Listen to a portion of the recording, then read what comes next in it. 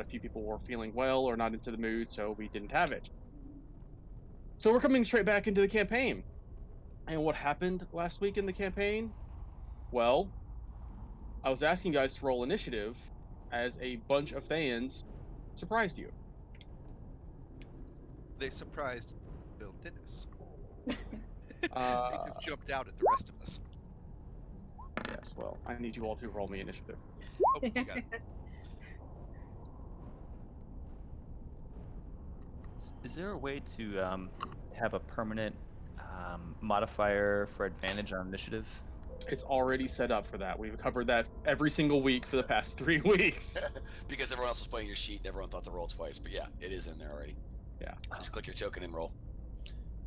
Hover over the roll, you'll see it like rolls d20 twice and takes the Phew. better. Oh wow, that's my second nat 20 of the night. Hot damn.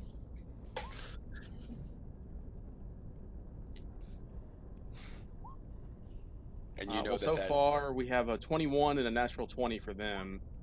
So they're going pretty darn quick in the order themselves. I did say, though, that the two guys in front, they were going to get their surprise round off on everyone because they were literally casting spells as they came through the door. I do remember that. Those bastards. So yeah, they're going to get their round off. Yeah, they kicked in the door like you guys. They readied their actions, they kicked the door open, and they cast their spells before you guys realized what was happening. NPCs can do that too, surprise. Well, then we should have heard them scream 1-2 Blinkshaw. So that would give them away. All right. With the range that they are at, wow, they can't use the spell that they really. Hold on. They could really fuck up the front two of you, but that's not what they really want to do. They are going to. Yeah, they're just going to cast that twice. I need Phil Dennis and Blinkshaw to both make me dexterity saving throws. As they kick the door open and they wash their hands across the room, spreads of fire washing down the hallway, but not quite reaching the further sections of the group. One or two of them? Both of them. So I need both of you to make saves twice. Yeah, twice. 2 saves. That's what I was.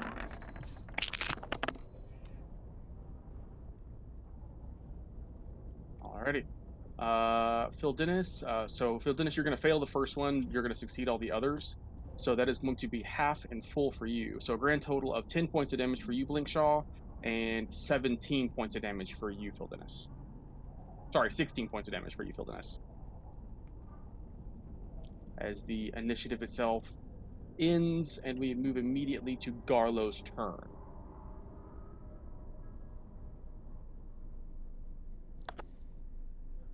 And this is fire damage. I'm not sure if you had any. I can't remember what your. I think you had resistance to something. I can't remember what it was, Phil Dennis, but that was fire damage.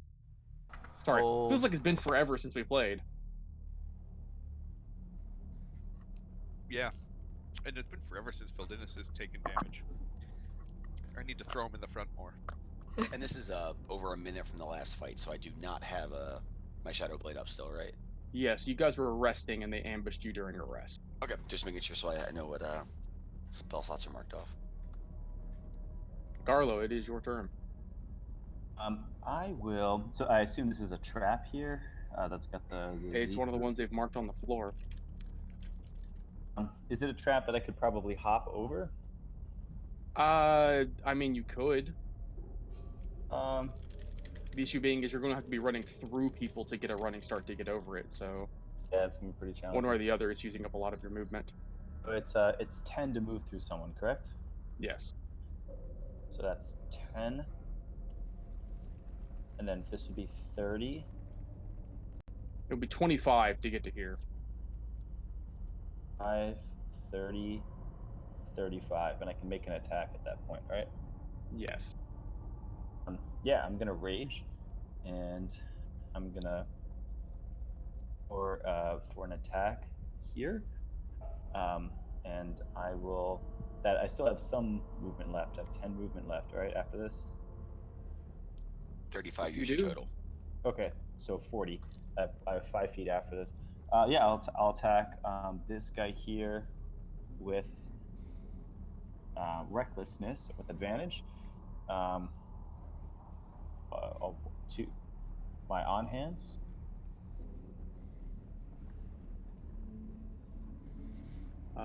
Well, that was not rolled at advantage. Click it again. Click it again. Okay. Well, that will hit him, dealing 16 points of damage from the first roll. Which, considering these would look like apprentice wizards, that cuts straight through him, and he is looking immediately far worse. Right. I'm going to go after him again with my barbarian second attack. Okay. Oh, I'm now got the advantage thing checked. Gonna do it again. That's still a hit for 9 more. Enough to bring him to his knees, but not enough to kill him outright. And come over top of the head with the offhand. You raged, so you do not have a bonus action. Oh, okay. Yeah, use it this round. Oh, Lake. I still have visibility on Garlo. I mean, I don't mind if you don't, but I assume you do. 'Cause I can see He's what's in the room. here, so I'll take it off. That's what I mean. I just meant because I can see things that Balin can't see right now.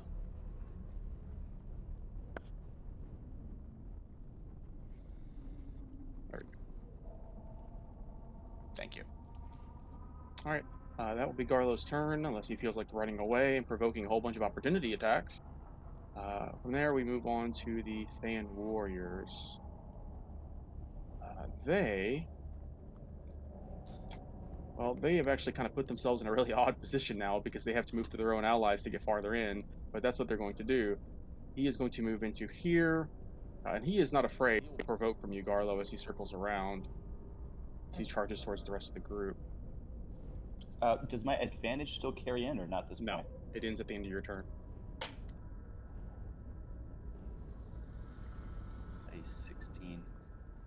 16 still hits him, though, and he catches a mighty battle axe to the side as he runs past, taking 19 points of damage and slowing him, but not stopping him.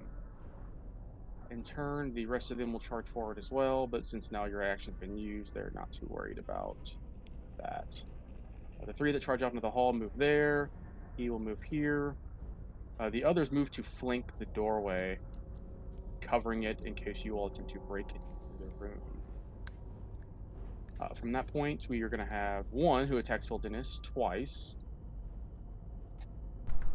Would it be at advantage since we're resting? I might have been like... Well, it's at advantage anyways. Okay. They have pack tactics. I believe your mage armor should still be up, correct? Even though it's not on your token? It will. It'll be 15 to hit me, though. You should update your armor class whenever you do that, so whenever I click your token, I can actually see what your armor class is. Lake, if I portent something attacking at advantage, does it... It just replaces overwrites what the roll. It overwrites? Okay. Yeah. If Phildinis takes the first hit, give me a pause so I can... Well, say the something. first one's already missed, but he's about to make another one at him. Okay. And it's... I have to say before the roll, right? Or Yes. before the... Okay. Let's just say he crit fails. I'll give him the 1. Okay. Then neither one of those will hit. And we'll move on to the others. The other 3 that are in range are all going to attack Garlo at advantage. Which is going to result in a hit, a crit, a hit, a miss, a hit, and a hit. I'll do mental math on that just so it's easier for you. This is already reduced from the main numbers. That is 4, 6, 5, 5, 4, 4, 6, 5, 5, 4. So a grand total of 29 points of damage as they cleave around you, dealing the most damage they could possibly in the tight quarter space that they are currently in. The others ready actions back in the room, but that is their turn. The 2 apprentices, one of which who's almost dead and the other seems far more terrified, slam the door, and you guys have no idea what else happens. As I struggle to find my dynamic lighting. There we go. That will be their turn. Phildinis. I'm getting the fuck out of there. I'm going to Misty Step away Okay. to here. Alright. And then, y'all better duck. I'm gonna shoot a Ray of Frost at this individual that one. Okay.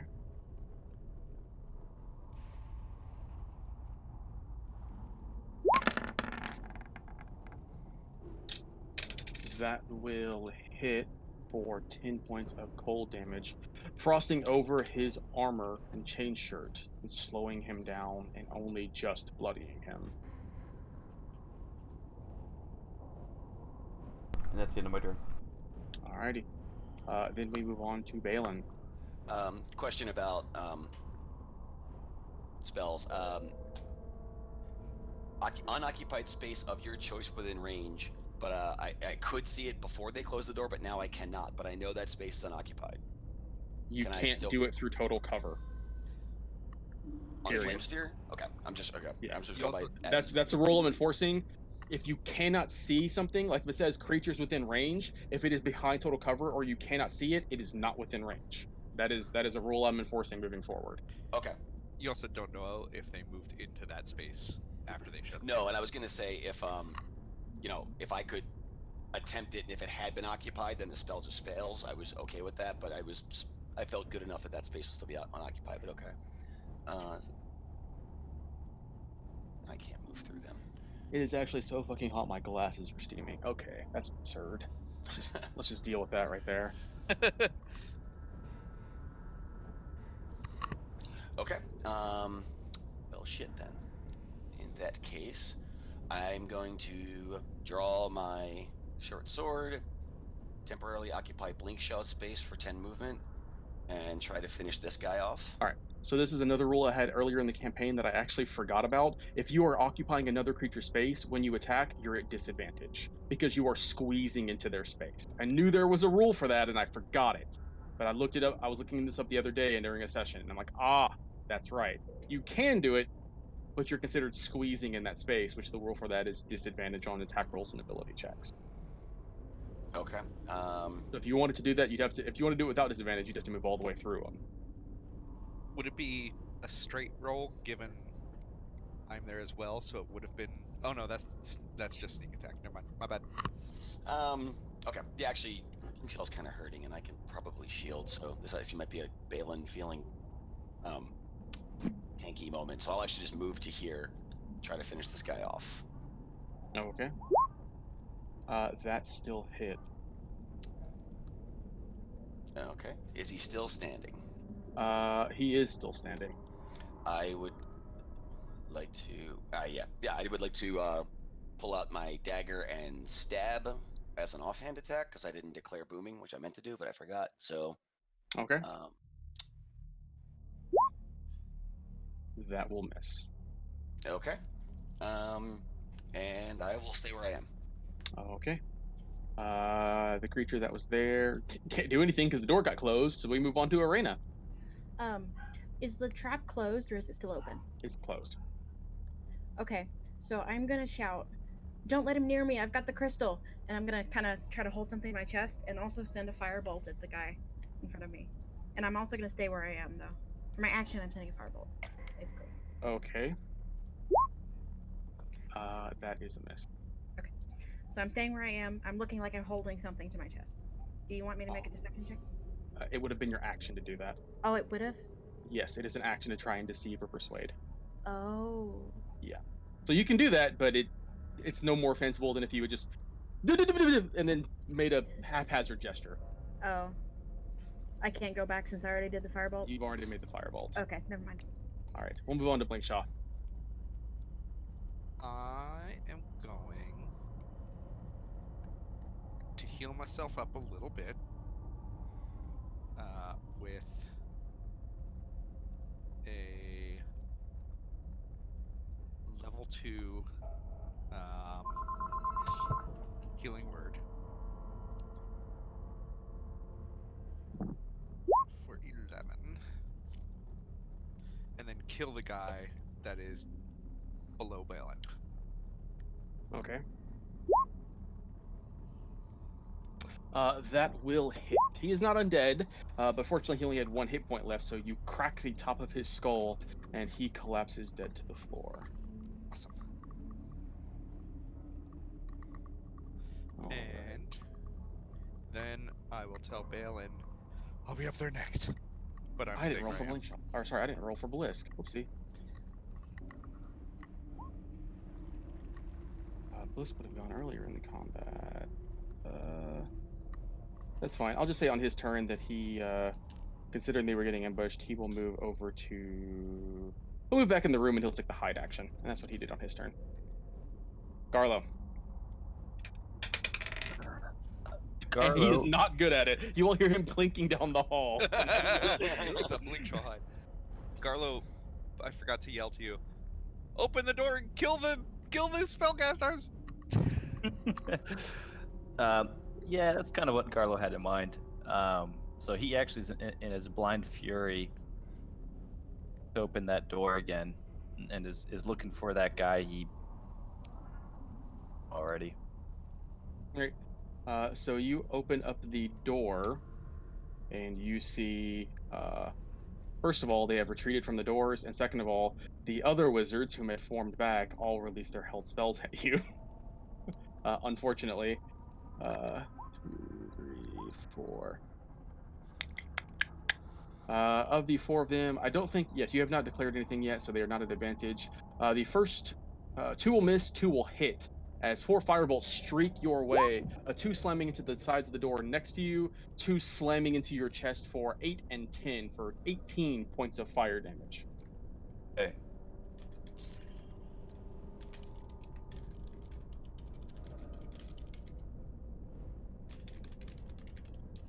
All right.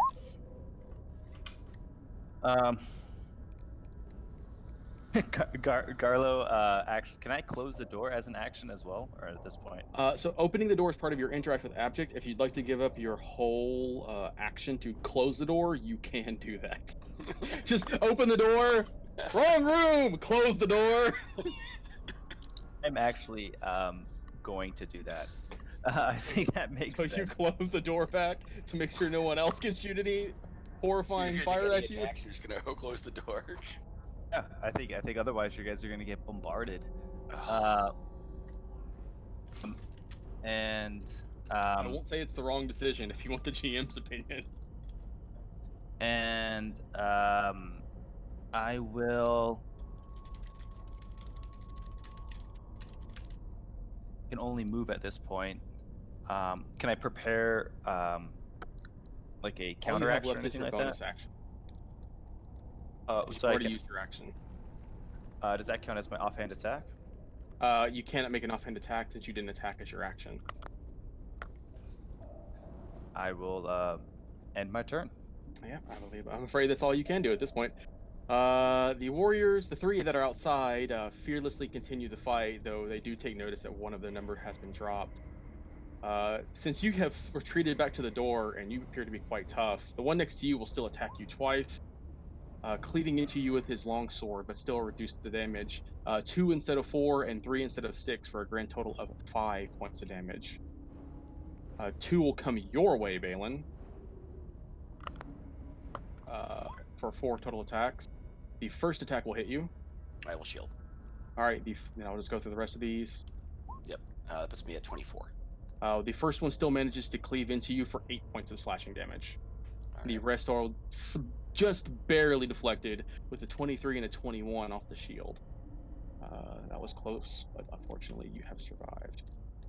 The ones on the other Rats. side of the door are continuing to handle their own actions. The wizards on the inside continue to do their thing.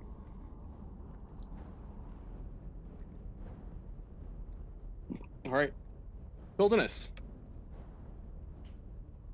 I'll move there and hit a ray of frost at that warrior there. Oh, okay.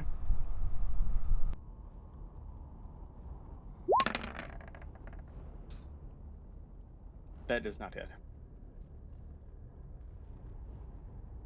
End of my turn. Alrighty. Blisk, having failed in his attempt to hide, just kind of looks at you, Wilderness, and says, I'm going to get back out there. And then he's going to... No, he can't do that. He's going to move to here, here. He can't actually really get in range because he doesn't have enough movement. So he's going to get to here. He's going to pull out his hand crossbow, and he's just going to take a shot at the nearest guy. It hits for minor damage, just shooting it to the side of his shoulder barely. Balin. I'm going to attempt to grapple this guy down here. Okay. You actually managed to succeed the grapple. Okay, I will move him onto the trap. So you're going to use 10 feet of movement to drag 10 him feet along. movement. Okay. All right. So you drag him onto the trap. I assume- It does start to trend, but if you don't let him go, then obviously he won't fall. Yeah, no, I'm moving him onto the trap and then letting go so he falls through it. All right. So That he was will what make a I was dex going save. He will fail his dex save, and he will plummet down into the bottom of the trap. Hooray! And Come here, dice. That's 5, and come here, D12. 20. Holy shit! 25 points of damage total. wow. Which he looks rough down in the bottom of that pit now. The I'll- fight traps are not any kinder to the NPCs than they are to you guys. I see clearly. Yeah, I'll turn to Blinkshaw as my interact and say, "Is it time for you to be the meat shield yet?" And if he can respond, that'll determine if I move or not. You're doing pretty well. All right, that's his response. So, yeah, I'm done. All right, this creature moves to here. Arena.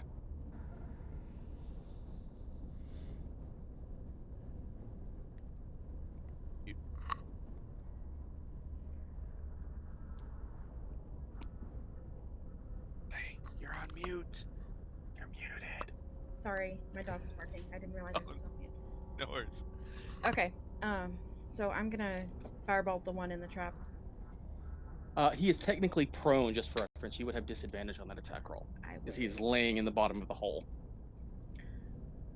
Um, If that changes your decision at all. I guess I'll do what I was. When did we last long rest? You all last long rested before you came into the Doom Vault. No, because we rested in that one hallway. Yeah, You we rested. Oh, Yeah, we that's had- right. Yeah, We've had I a did recent that. rest. Yeah, We it was. rested You all after the slept. witch fight. Yeah, Okay. it was after the witch fight. Then I'll fire. the Before you firebolt came into anyway. here, so before the pig fight. Okay. So I'll do the firebolt anyway. Okay. Attack roll at disadvantage. Luckily, no one is in the way, as it just kind of skips off a wall, bounces around, and then goes out before it manages to reach anything. Yep. It does not ping pong and then hit Blinkshaw in the face. That would be hilarious. Blinkshaw. I don't like that hilarity. I am going to. You know what? Let's do this. I'm gonna move up, just because I know. He's not in range to attack me. He's like No, way he's 20 in feet there. down. Yeah, that's what I thought. I'm gonna move over to here. I'm going to mass healing word, Okay. and everybody. How many does it do? Up to 6 that are within 30 feet. 1, 2, 3, 4, 5. Cool. Everybody, all of us get 11 hit points back. Blisk is back to full! Yay! Blinkshaw! You know I love you, Blisk. And Everybody then love Blisk. gonna attack the guy above me. Okay. That's a hit. For 17. For 17 points of damage with a solid smack to the side of his head. These tough That's- warriors are tough, but they are taking a beating. That's it. Okay. Garlo. I will again do a reckless attack on these two guys right here. I'll start with this one that just got attacked. Bandage. That is the hit.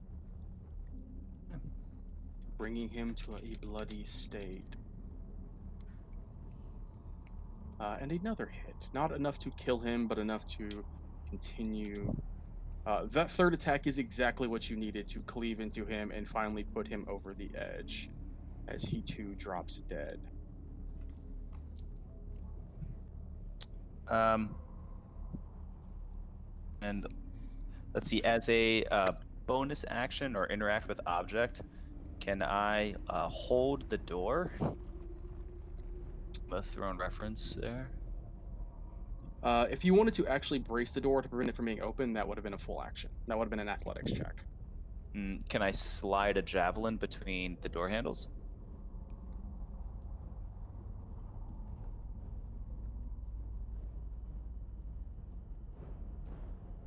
Hmm. It's like Lake's either muted or that he really did not see that coming. That's It's like, should I let him get away with circumventing the rules? it's clever, but the way that I want to give you a way to do it, but as I think about it, it's an action for you to pull the javelin out, which would use up your interact with action. Unfortunately, you could shove one of your axes in between the door, but then you would be down one of your battle axes. Do that for now. Yeah. Okay. So I'm you just can. gonna- I'll allow you to do that as your interact. Yeah. The issue is doing that would have been 2 interacts, and I'm like, you already used your action. You're kind of pushing what you can do in one turn, but that one you can manage after you manage your bonus action. All right. That's better than what I was thinking, which was I was gonna stick my forearm in there. All right. So that is Garlo's turn. The last Thayan warrior that is in there, after seeing the last one, kind of looks over, looks down to the axe that is shoved in the doorway, and he is going to panically just rip it out of the doorway and shove the doors open because he has no desire to be here anymore. And as he opens the door back up, another array of fires are going to come through here, but all of them are going to use their ready actions. So the first one is the undead near the door. It reaches out and attempts to. Hello? It tries to grab you, Garlo. Its attack roll will hit because he has advantage. I need you to make a Constitution saving throw. I have It was a good advantage. thought, but he just, since you didn't have your action to do it, it was a lot easier to undo. Question. 27. Probably not, but did the apprentices, since the other guy opened the door, see that door opening first and shoot all their held actions at the warrior instead? Probably not. I mean, he's throwing both the doors open, Oh, so he's throwing they're both doors gonna see open? their target. They don't Uh. ready their actions to attack the first thing. Like you guys, they Okay. realize, I'm gonna attack the first enemy I see. Oh, okay. Alright, I was just hoping. You take 7 points of necrotic damage, Carlo. But that is it. The other wizards are going to launch at every target they can see. I'm going to say 2 at Garlo, 2 at Blinkshaw, and 2 at... I'm going to say 2 at Arena, because Arena's at a better line for the ones on top.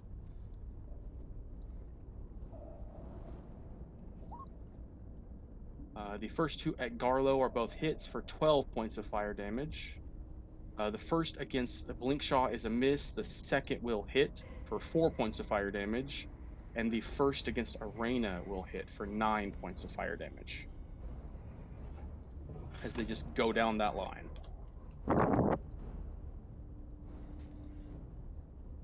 But that is them. The other warriors aren't really in any position to do any damage. He is just going to attempt to slip into the room and get away from you all crazy bastards. But that is his turn. I'm gonna swing at him because he ran away from me. if that's You're right. He did provoke from you. You can do that. You smack him in the back. And Garlo as well, right? No, he never left Carlo's reach. Oh, I see. Okay. He takes that damage, but he was still topped off, so he is That's not bloody from alright. that. As they flee to that row, though, we move on to the apprentices who are moving into their next turn. They are going to continue being mean buttheads, and they are going to start throwing off some more spells. At this point, they're going to begin to cast actual spells, not just cantrips. And they're going to do the same thing. They are going to dedicate... Dear God, this is going to be a lot of attack rolls, because they're all going to cast Scorching Rays. Which is a grand total of 3, 6, 9, 12, 15, 18 attack rolls that they're going to, That's again, a roll lot. down the line between you all, so Score. 6 each. All of them miss Scarlo. Only one of them manages to hit you, Blinkshaw, for 7 points of fire damage, and They're not undead, is that correct? they are not undead. How do you Plus want me they're to casting. Huh? My AC is 24 against undead. How do you want me to mark that? That's just something you're gonna have to remember. Okay. And I the- apologize. What was the damage? 7. Okay. The last, oh my god, the last 3 are all towards Arena. The first is a hit. The next 2 are both critical hits. Oh my Oof. gosh. I thought I had 4. 6 against me. Is it Uh, 6? Right? oh, you're right. I rolled each of them twice, and I just took it that way. So let me go ahead and count those again. So that was 2 misses, 2 misses, 2 misses, a hit. I'm sorry, you got hit by 2 of them, Blink Shot, for 7 and 12. And then against you, Arena, that was 1, 2, 3, 4, 5 hits, including 2 critical hits. I shouldn't have said anything. I'm afraid, no, you I should have just know. let me fuck that one up, but that's fine. So that is going to be 8, 6, 15, 10, and 17. Jeebus. Okay. What's the total on that? Doing the quick math, that is 23, 29, 39, 56. I'm down. Arena drops That's a lot unconscious of from fire the damage. sheer array. They launched all their scorching rays, you guys. They were kind of up shit's creek without a paddle. You guys are second. doing really well in this hallway. Alright, never mind. Alrighty. I'm living up my Sunday crits apparently. That is their turn though. Actually, they're gonna back up because they don't want to be within melee range of Garlo. They back up to what appears to be a giant throne. Phil Dennis. All right, it is my turn. Do do do do do do do. About dinner time. Let's go for them. I'm thinking, damn, if they didn't move. Yeah, go for them. And then I'll do a fireball at level 4. Level 4. I wasn't actually thinking you were gonna fireball them, but that really works out. Right. Alrighty. Alright, so you're just gonna give a fireball, go ahead and roll that fireball, and they've all got a saving throw in their future.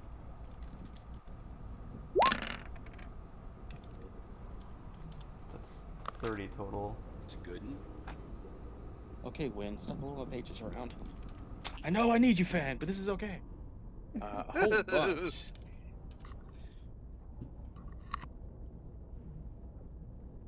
One, two, three.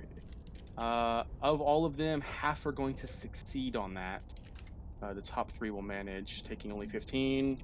But that being said, the ones that survive are severely burned and quite obviously severely injured. The ones who did not survive, all of them combust into flame. Hooray! Yay. Can you I mark can't. the I one can't down? say yay. That's just. You can absolutely say yay out of character. There's nothing stopping you from saying yay out of I know, character. I'm just being silly. And then I'll go right there. And that is your fireball. And you wiggle on 4 closer to Arena. Alright, on Blisk's turn, he looks down at Arena and says,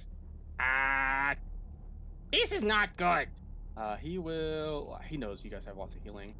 Blinkshaw's going to be on top of that. He's going to charge into the room and start cleaving at the white. You better. I just healed him to full. I thought, what would the NPC do? The NPC would do the role that everybody doesn't want. What would Blisk do? Blisk would charge in and start cutting things. So Blisk will charge in, cleaving into the white twice, doing a decent chunk of damage and bloodying it from the 2 blows. But that is what he manages on his turn as we move on to Balin.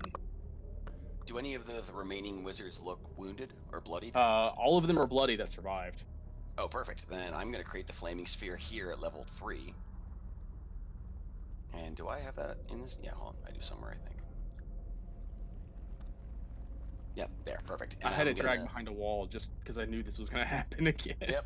No, I mean, like, I definitely was going to use this in this scenario. I guess I can't tell which one looks the most sick, but I will bash this one for 3d6. This is a higher level cast, so I gotta find the thing. He's going to fail that. Once I find it. Click on flaming sphere. Yeah, no, I have too many things here for my widow rogue sheet. Moments after the fireball engulfs him, his charred body is basically penetrated through by the flaming spear, burning him from the inside out. I will then go look around here. I still have movement.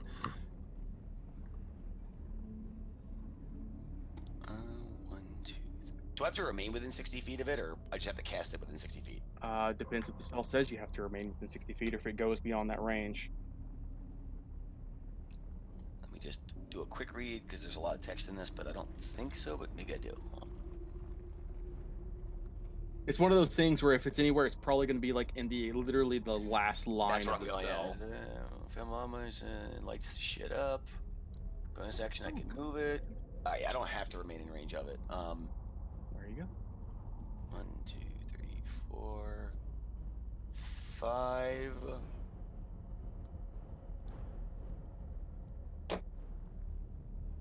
As soon as this battle's over, I just imagine Chris being like, "All right, guys, I gotta go. It's fun having a session with you. 6. Thanks for the experience." Yeah, I'm just backpedaling for now, so I'll stay here with my regular. Alrighty. The undead creature will go next, and since it was just cleaved so mightily by Blisk, it is going to return the favor, swiping at him with its longsword, but being deflected easily by Blisk. 6. Ugh. And it reaches out to try and grab Blisk, but Blisk is nimble and manages to avoid the grasp. Those are 2 bad rolls for him. And then Arena G. So we're gonna keep on doing this normally. On your sheet, God damn it, I should have done this for the session. No, You've got it set. already. You've already got it set up. Alrighty. GM, roll that death save for me. Just about to roll And hit then dice. mark it accordingly. Blankshaw. Just in case, I'm gonna step here, and then, actually no, I don't need to do that. I'm going to channel divinity. Okay. Give us 45. Yeah, that's math. 45 hit points. To get up to full. Garlo, don't take any yet, but what would you need to get up? I'm sorry, to get up to half. What would you need to get up to half hit points? Give me 1 second here. And Arena, I need that number from you too. Okay. Would half of 57 be considered 28 or 29? Round it down. Round down? You round down. Okay.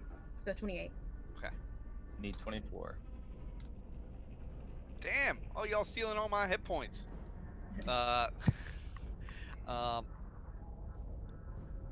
Take. Arena, take 20. Okay. Sorry, Garlo. I'm gonna take. No, I'm gonna take 10. No, I'm gonna take 15. And you take 10, Garlo. Arlo is very okay with dying. He's died many times. And then with my bonus action, I'm going to use Healing Word on Garlo. You know what? I haven't done this before for you guys. I'm gonna go. No, I don't need an invite.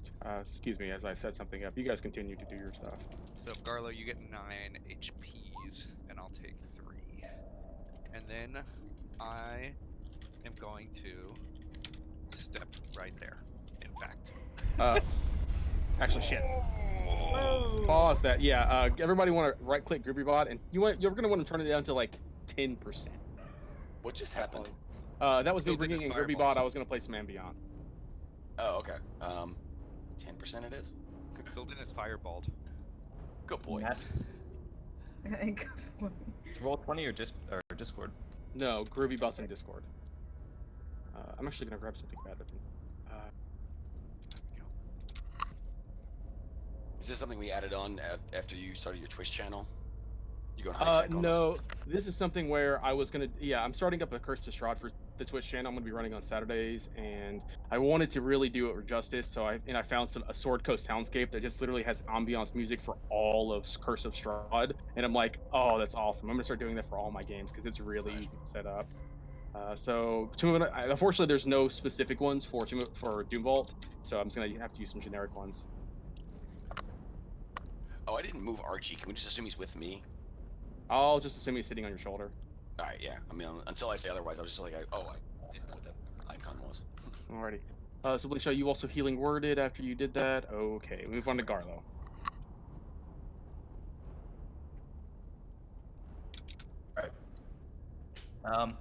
I am going to, not recklessly, but target my attacks on the undead in front of me. Okay. That's a hit. You cleave deep into his collarbone, almost separating his shoulder from his body. He is all but dead. But the second attack is more than enough to cleave away the inside and disperse the undead spirit that haunts his form. Arlo is pleased to see him crumble to ash. He then focuses his attention on right here. This opponent.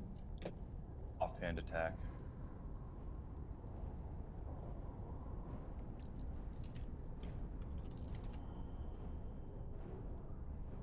Hello? Hello? Yeah. Yeah, we're waiting for you to roll. Oh, okay. I know. I was All right, and an attack you give him for a grand total of 22 points of damage as you cleave into his chest, and the one who just barely escaped before is now looking quite bloody indeed. Is that? I think that is set up incorrectly. It rolled a 3d8 on a crit. No, he's a half orc with brutal cortical. That Okay. absolutely is set up correctly. Savage attacks. He gets 2 bonus damage die when he crits. Oh, damn! Because Okay. barbarians, half orc barbarians are special like that. I was like, how did he get 16 and a 3? Did he I get made 3 this character ones? to upset Lake, alright?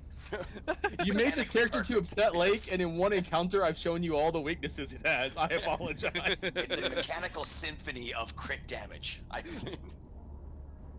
We will see how well that fares in fights later I'm just on. fucking with you. I know you can break it easily. At this point, I know how to deal with so many things in so many different ways. Obviously. I I'm just apologize to my messing with you. players. You- I hate it when they build something and they feel like I'm so strong, and then one encounter I make them feel like they didn't know what they were doing when they built their character. All right, as we move on to the Thayans, unless you want to go charging out of the room, Garlo, you do have movement. no, actually, I haven't interacted with this door yet, so You want to I'll, close the door again? No. I'll tell you now. If you close it, they're just gonna open it on their turn. I could close it and hold it, and they'd have to beat my strength roll. You can close it, but you can't hold it because you used your action to attack. You can't continually brace the door. Bracing the door is an action.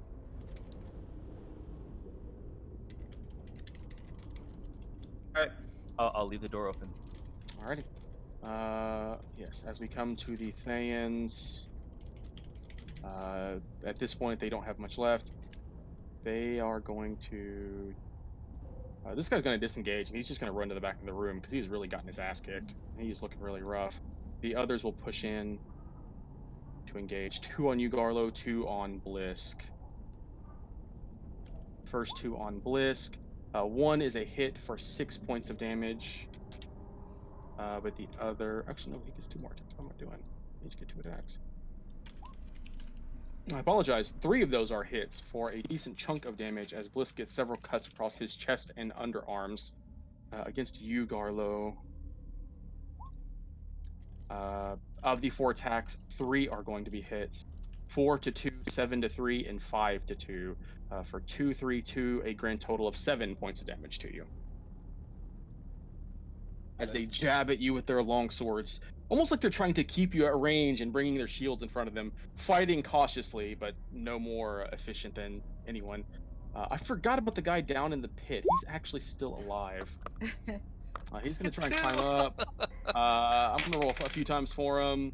And in the 2 turns he's been down there, he rolled a 6 and a 3, so he is standing up, but has not made any progress getting out of the pit. Hey guys! The 2 wizards who are sitting there, they both look at the flaming spear and go, "Fuck this shit, I'm out." They're charging up towards behind the wall of the wizards, and as they get to there, their spells are a little more limited, but still. What kind of wizard doesn't have magic missile? That's just disappointing. They're Red gonna attempt ones? to firebolt. 1 on Blisk, 1 on Garlo. The 1 on Blisk misses horribly. The 1 on Garlo misses horribly. Not ones, but still pretty low, as they just fling firebolts meekly down the hallway and miss everything. Phil Dennis. Alright, I'm going to move up and then shoot one of the wizards with a Ray of Frost. That one there, yeah. That's a miss. Ooh, 2. And that's it. Wait, you clicked. That was a natural 3, so Oh. it's gonna miss one way or the other. Yeah, you Yeah, clicked the I wrong was thing, like, but hit the that's wrong a button. That's a natural 3. It's Unless you all have a plus 12, I don't think that hits. Bliss. Nope. Bliss will continue his rampant swinging. Swinging twice into the guy in front of him for 17. Let's get some cutting. And he will yell at you, Garlo, "You gotta cut into them better! You have to kill them!" And he will give you a Mastermind Inspiration, which is a D6. He will give you basically advantage on your next attack roll. Sorry, Mastermind's help. Advantage on your next attack roll, and you may add a D6 to the attack or damage at your discretion. I can actually describe Right. that so you can see.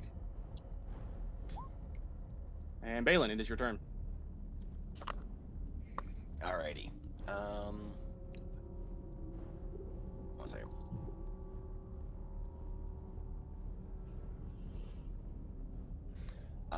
Okay. I am going to. I have to move out my bonus action. I can't really catch up. I'm going to let the sphere do the walk-in for me. That was 5, 10, 15, 20, 25. Bash into this guy. This is my bonus action. And this was at 3rd level. Womp. The DC for that is what? I believe I'm a 15, but let me double check. All right, that is a failure regardless. If it's better than a 10, 15. you Yeah. get a 13. Alrighty. So he Alright, takes so the damage. that's- He is still alive. That's that. And then I will go 5, 10, 15, 25, 30 to get through Phil Dennis. And I will throw my dagger at the one that's still alive. Okay.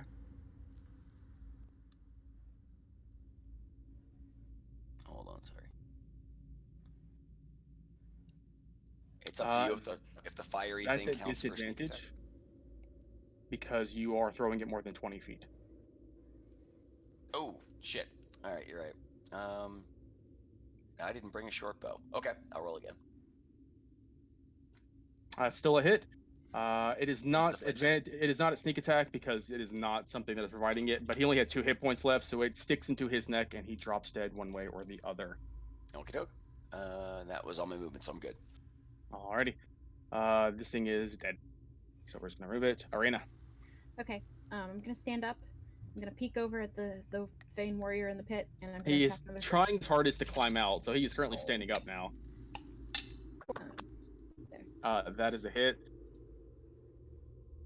For 16, he has gone from bloody to worse as you smack him down. He stumbles and slides on one of the spikes, not quite falling prone on top of them, but clearly bothered by even more damage. I wave at him. Sorry. And He shouts at something into you in a language you do not understand. Okay. Sorry, I wanted to kill you this time. I just put him out of his misery. All right. If that's that, we come to Blinkshaw. I'm gonna come here and Sacred Flame the wizard dude who's alive. He is going to fail that, and he looks rougher but still alive. Damn, 6 damage. And then I'm gonna step back in case anybody needs to move. Okay. Garlo. Ode Garlo. All right. If I move here, I don't provoke an opportunity of attack, right? Because I'm still within range of everyone who's within range of me. Moving where? You can't move through them. They're hostile. Okay. They prevent you from moving through their squares. You would have to shove them aside to actually do that, and that would take up one of your attacks. Or kill it. Okay. Or kill it. Or kill it. That is always an option. You I won't. You will. won't. Yeah. So this is this the one that looks pretty bloody right here? None of them look bloody. All of them look fine. Okay. The one that was bloody ran across the room. Oh. Okay. Front of me. Attacked the one in front of him, so at least that one's been hit. Oh, this one here. That Okay. one's been hit. I'll go after that guy. 18. It's a hit. Okay. 16. So, He is bloodied but alive. You do still have that bliss die. Actually, that was an advantage, yes, because Bliss gave you the help action. oh, it was at So my you roll- discretion, or No, the first attack is an advantage. Period. You get to add the damage to the attack roll or the damage roll as you see fit. This is an inspiration; it's a help action, but you can add a d6 to that if you'd like to do some more damage to him. yeah. And you can roll another d20 to see if you crit him. So just roll the d20 to see. Do you have to on the first one? Yes, because it's a Yeah. help action. It's always the first attack. Yeah. So just roll the d20, and if you crit him, you probably don't need to add the 6. Yeah, just roll the battle axe again. And there's a 1 in 20. Okay, so if you can add the damage, the d6 to the damage. D6. Which won't kill him, but will make him weaker. Let me do this real quick. All right, another 6 points of damage. He is even worse looking. That was the first attack. I'm actually going to go after the same guy again. Yeah, sure. Keep it simple. Roll a 22. hit, and that kills him as you cleave open a vicious wound in his chest. Arlo growls, smiles a little bit as his rage continues, and he'll take his offhand attack on the guy right in front of him. Okay. So that's a total 20. of. Is that 20 points of damage. age and slashing? Yep, 20. Alrighty. A solid cleave, not enough to bloody him, but enough to severely wound him. Alrighty. As that turn comes around, we come back to the fans. The one in the pit is going to draw a javelin and throw it at you, Arena, just because you taunted him. Oh. And he misses horribly. He just kind of throws it up. It skips off the wall and just ends up lying on the floor between you and Phil Dennis. I will lean back. All right, you lean back as a second one flies up and Oh. lands just the same as the first did. The three that are still in the doorway, he's going to move into a... I'm going to just shift that guy. The one is going to attack Bliss twice. Ba-ba. Cutting him once for a decent amount. The other two are going to cleave at you, Garlo. Hitting you only once for 2 points of damage, reduced from 5. As the last one makes his way back towards the end of the room and screams out, "You all should stop, lest worst fall upon you." And that is what he does on his turn. The Is apprentice... it a action to insight that? I would say it, because that's an ability check. Okay. He screamed that in common? It was accented common, but common, yes. Okay. They are still humans. They do speak common. They speak Galactic Basic on top of their own language, because that's how these fictions work. Yeah. I just didn't realize that. Anyway, 5,000 years of culture, we don't have a unified language, but in the fantastical world of Faerun, did that thousands of years ago. This guy is desperate. He's going to move over to here, and he is going to Burning Hands between his ally, getting into the doorway, covering Bliss, Garlo, and you, Blinkshaw. Blinkshaw, you have a +2 to your saving throw because you have cover from it. What save? Dexterity saving throw. Got it. Ooh, not gonna matter. Almost. Bliss will succeed. And you have advantage on your save, Garlo, because obviously this is a dex save. Save. You're fine. So 6 points of damage to Blisk and Garlo, 12 to you, Blinkshaw, as the fan of flames washes into the room, covering over 2 of his dead allies, but he doesn't seem to care too much about them. As he is the only wizard left, and the fighting is getting worse. Phil Dennis! Alright, I want to move here, past Balin, and then shoot that warrior in the very back who just yelled at us with the Ray of Frost. Why not? Seems like it deserves it. That misses. Except I missed. Shit. and I will go down. Nope, stay where I am. Fuck it. That was 15 movement. I can go back. Alrighty. Bliss. Bliss is gonna try and stab the guy who just cast a spell on him. He stabs him dead, straight through the chest. And he Right. swings around to attack the other guy. And misses the other guy as it is blocked by his shield. Balin. Does Carlos. the guy in front of Blisk look wounded at all, or no? He does not look wounded. Okay. Then 1, 2. Flame's gonna go here and then go downward on him. I'm trying to punch a hole here, so I have to use my bonus first. Alright, level 3. 15, dex save of 15. I'll put my DC in there next time I can. He will fail that, and he will take which is the first damage he's taken. So he is That's still the looking first pretty damage he's strong. taken? Yeah. 5, 10. Hold on.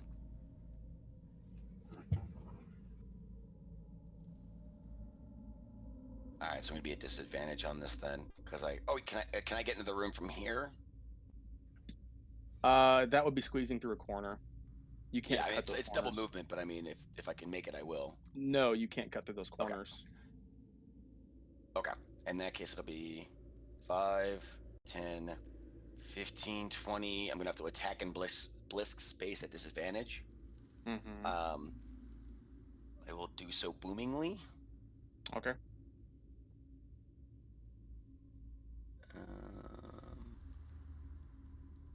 That will hit. And wait, let me add the booming in. Keep in mind, you will not get sneak attack because you have disadvantage. You're only going to do 14. Even with an ally within 5 feet? You have disadvantage. Disadvantage supersedes everything. Huh, I didn't know that, but okay. Yeah, it actually says in sneak attack, you get the bonus so long as you don't have disadvantage. Okay. Disadvantage trumps everything for sneak attack. Sounds right to me. Okay, so I don't get the SA, and... 5, Does he get attack of opportunity too? 20. Carlos says, "I saw Or you." they do, I mean. Oh, yeah, they should probably get an attack of opportunity then, because I have to move back, and I can't disengage. Alrighty. Then 2 of them will get attacks of opportunity. One is going to crit you for Okay. 12 slashing. The other will miss. Actually, the other will miss. I'll have it. Okay. I So have a you'll reaction, take right? 6. Okay, I'll take 6. Alrighty then. 2, and I'm done. Arena. Okay. Another firebolt at the guy underneath me. Yeah, well, unfortunately, he doesn't have anywhere to hide, so you just keep basically. I'm going to delete the Z here because every time I go to click on his token, it just keeps getting to me. I'm going to leave the other box. Go ahead and roll damage on that. You slam him into his chest, and he falls dead on the spikes, no longer capable of continuing. Okay, that's my turn. Alrighty. Blingshot. I'm going to step here and shout to the Thayan warrior in the back.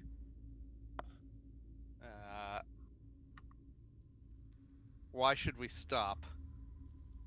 What is worse than you all dying?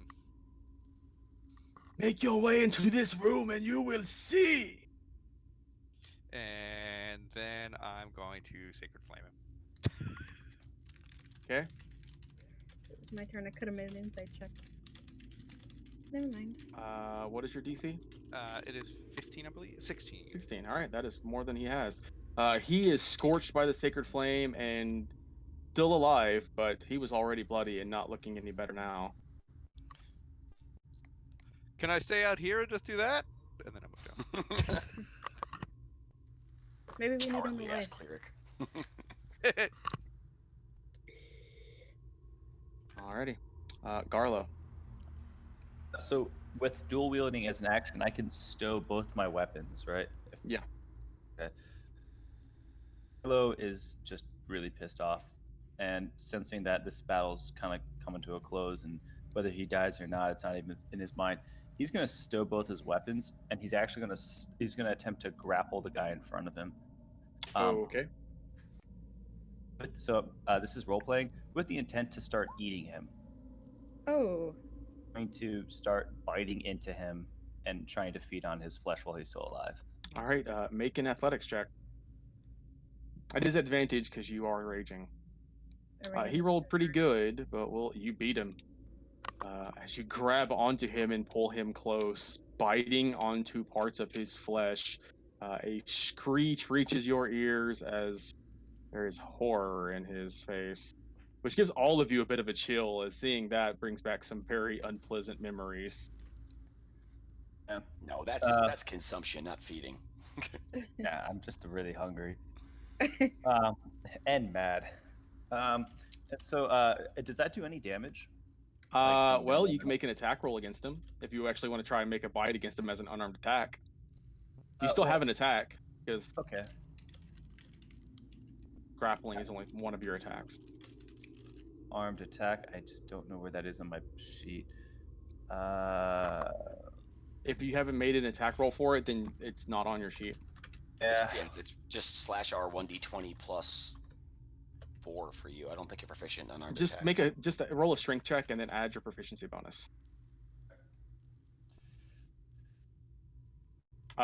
Close enough.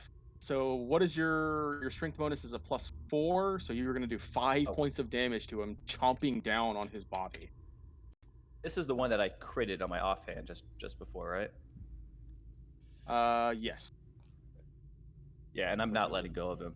He is screaming pretty bloody murder at this point and looking pretty worried. At which point, on his turn, you hear him screaming out something in a foreign language, but by the look in all their eyes, must clearly be, "Kill this one! Kill this one!" As they are all going to focus their ire on you, Garlo, as you have thoroughly spooked him. 3. Raging. Of their 6 attacks, only 2 will miss. 4, 3, 3, 10. So that's 13 points of damage total, as they all just begin stabbing at you with their longswords in a desperate attempt to basically fight you off of their ally, who are you, for all intents and purposes, look like you're trying to start eating in the middle of combat, like some kind of crazed undead. I am eating in the middle of combat. Now move him. Use your movement, damn it. Oh yeah, can I do it? No, it's too late. Oh well. No, I don't want to move. At that point, the one who was attacked is going to move back behind and take some cover back behind this chair over here, pushing up against it and trying to hide to the best of his ability, just to avoid any further ranged attacks. So he continues to scream that you all should just leave him be. We come to Phil Dennis. Does this one take damage from the sphere? He would take damage from the spear because he's not moving out of the range. Just about to ask, but yeah, that makes sense. So he will take. What did you roll for it? I think it was a 9. That one was a 9. Nope, also 15. No, it's higher than that. 15. All right, he takes 15. Yay! I'm just gonna try to finish the one off at the end next to the chair. I guess we'll see him. With the cover, that is a miss. Okay. Shit. And then move back. There. All right. Away from the freak.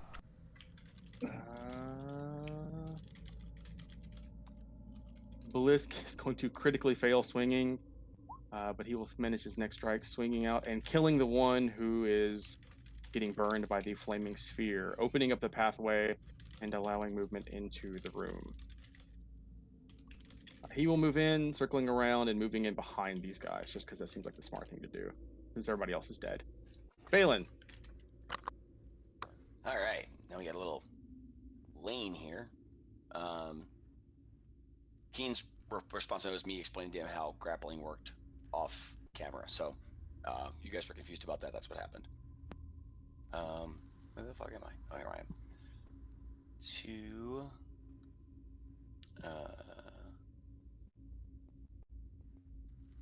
3. And this guy's still screaming like, don't, right? And what does this look like to me? That looks like a black gate. Okay, good sign. Can't get to him. I'm going to put the guy being eaten out of his misery. Okay. Oh man, if I had a reaction That's it. ready. I shouldn't be at disadvantage, so I just had it set up that way. Mm-hmm. 18. I said that's a hit. Okay. And he's still good? He's still alive. Bloody now. Carlo makes Okay. eye contact with you, with a strong inclination to say, "No." Well, you So can't that's talk why- with your mouth full. Talking It's with his 36. mouth. Come on, man. He's talking with his eyes. That's why it's eye contact. Yeah. And I'll just kind of disengage from here because he's creeping me out now too. So I have 15 left. 1, 2, 3, and I'll turn to my man over here and just be like,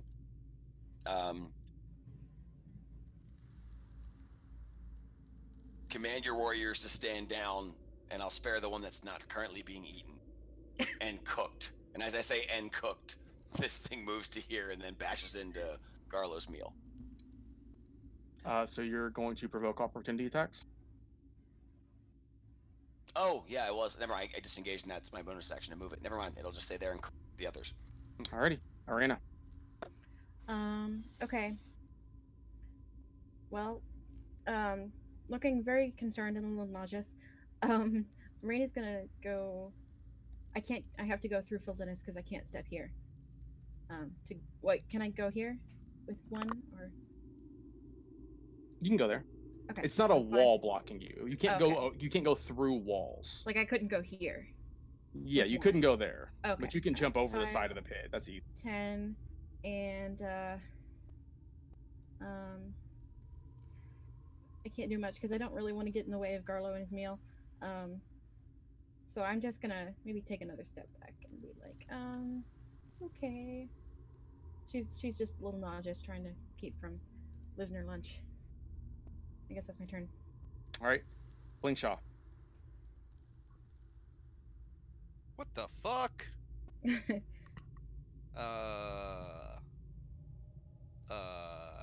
was gonna heal you, but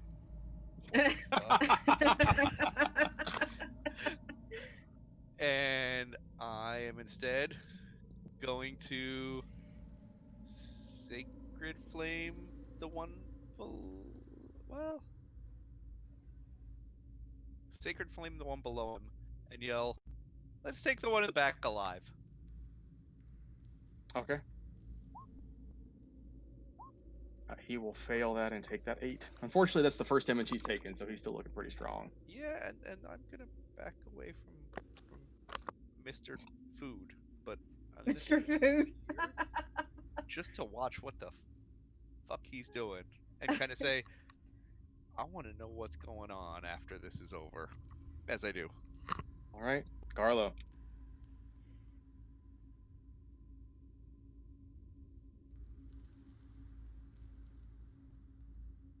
Britta?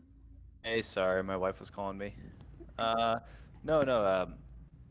Garlo is going to pick this guy up, and he's gonna move over into the flame to start cooking them. Uh-huh. So just I'm gonna move the guy, and I'm gonna move here and move that guy here. Okay. And then I'm going to do a melee attack. And continue to feed on him because I am angry and hungry and frustrated by this battle, and I'm ready to end it any way I can. Okay. That is a D6. No, that's a strength check, right? You can just roll strength save because it's the same bonus. That will hit for 5 points of damage, which is not enough to kill him, but it is enough to, again, tear through him. I'm not going to describe that. That's a little too much for my taste. But you continue to wound him, and he is just barely hanging on to life at this point. Much for your taste. Okay, I get it. Not for Garlo's taste.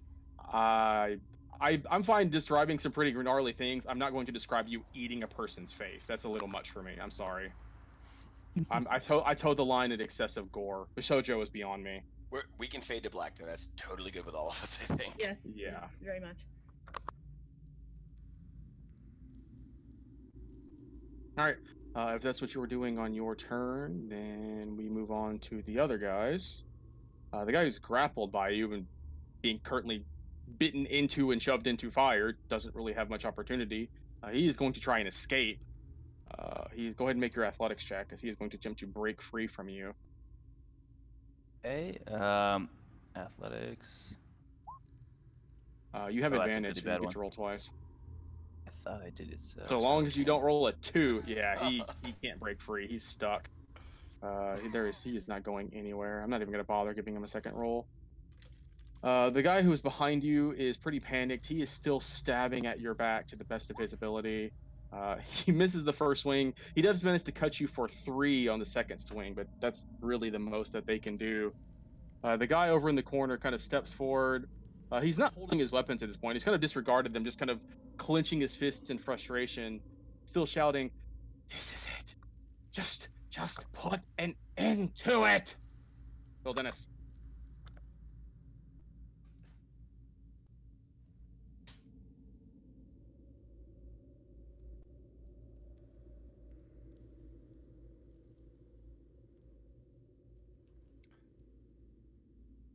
Watch. I think he's saying in chat that he's not taking a turn because there's too much noise outside of his house. All right, he just roll him. All right. Never mind. Yeah. Blitz swings twice, cutting into this guy once, wounding him but not bloodying him. And that is that. Balin. So the other guy's making no motion to. He order doesn't have Sven any to stand weapons down. out. No, but I told him to order Sven to stand down, and he just doesn't. He do has anything not like done that. Balin's gonna shrug and He's rocking back and forth on his feet, like he's almost like he's ready to run, but he obviously doesn't seem to have anywhere to go. I wanted to insight him. I'll use my action. Okay. Is he truly in terror? Is there really something coming? Balin's trying to discern that this is a ruse or what? Because this guy seems legit scared to me. He doesn't seem to be scared. He seems to believe that he does have a trump card. Like, he seems confident that there is at least one thing he can do in this situation.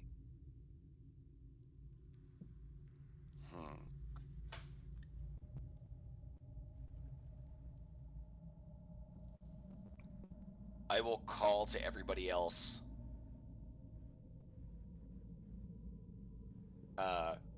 Guys, let them go. Garlo, get a hold of yourself. And I will actually back off the flame sphere. And I'm not putting my scimitar away, but I'm putting my arms up. And I won't move from there. I want to watch his reaction. Okay. He continues to stand where he's standing. And we move on to Arena. Okay. Hearing that, I'm going to take a step forward, try to see what's going on, and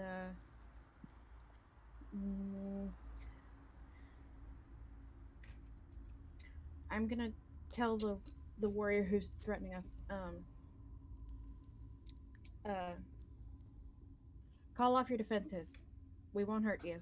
I'm gonna use my action and make a persuasion check. Persuasion. Okay. Does a 31 hit? He screams out, "I've been telling you to surrender or to leave.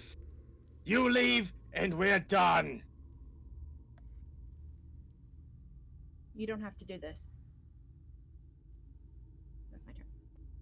All right. Slingshaw. I will walk here. Be like, the fuck, he's still eating him. This is funny and also creepy at the same time. And I will ready a Sacred Flame if this guy starts doing any kind of movement or any kind of speaking. As you start to cast the spell, pointing at him, he screams out, "Fine then!" And he turns and he uses his held action to jump on top of the throne. As he Does my does, sacred flame go off? well, I'm going to continue Okay, to finish yep, his yep, action first. yep. As he does, the back of the throne, you will hear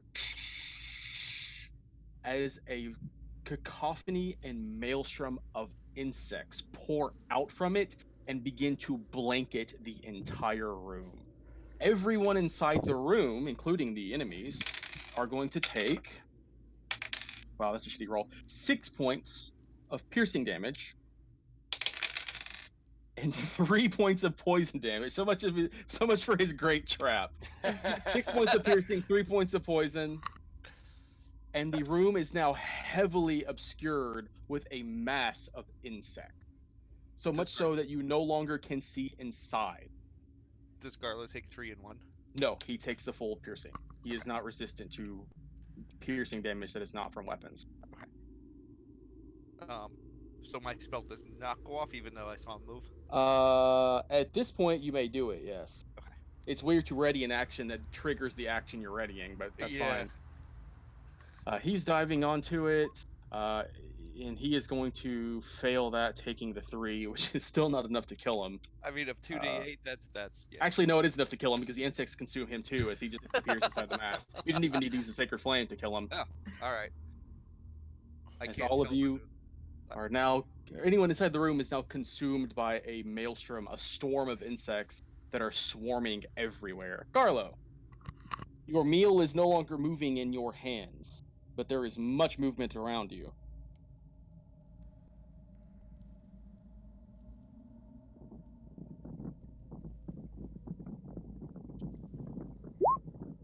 You're on mute. Sorry, guys.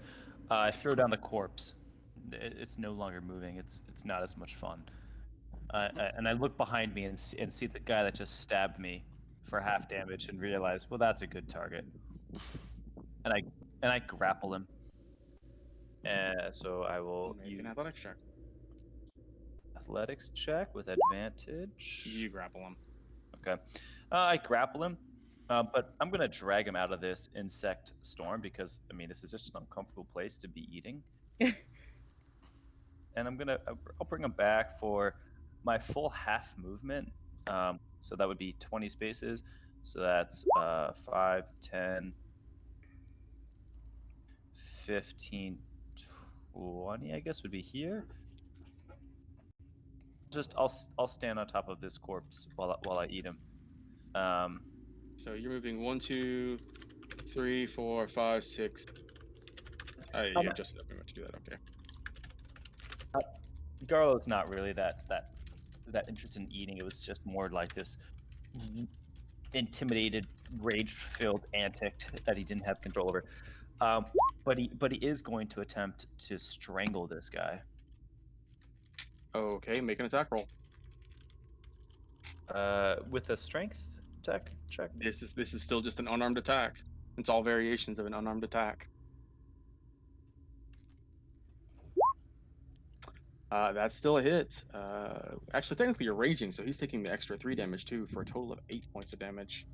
As you start to strangle him to death, and he is struggling with the best of his ability to survive. All right.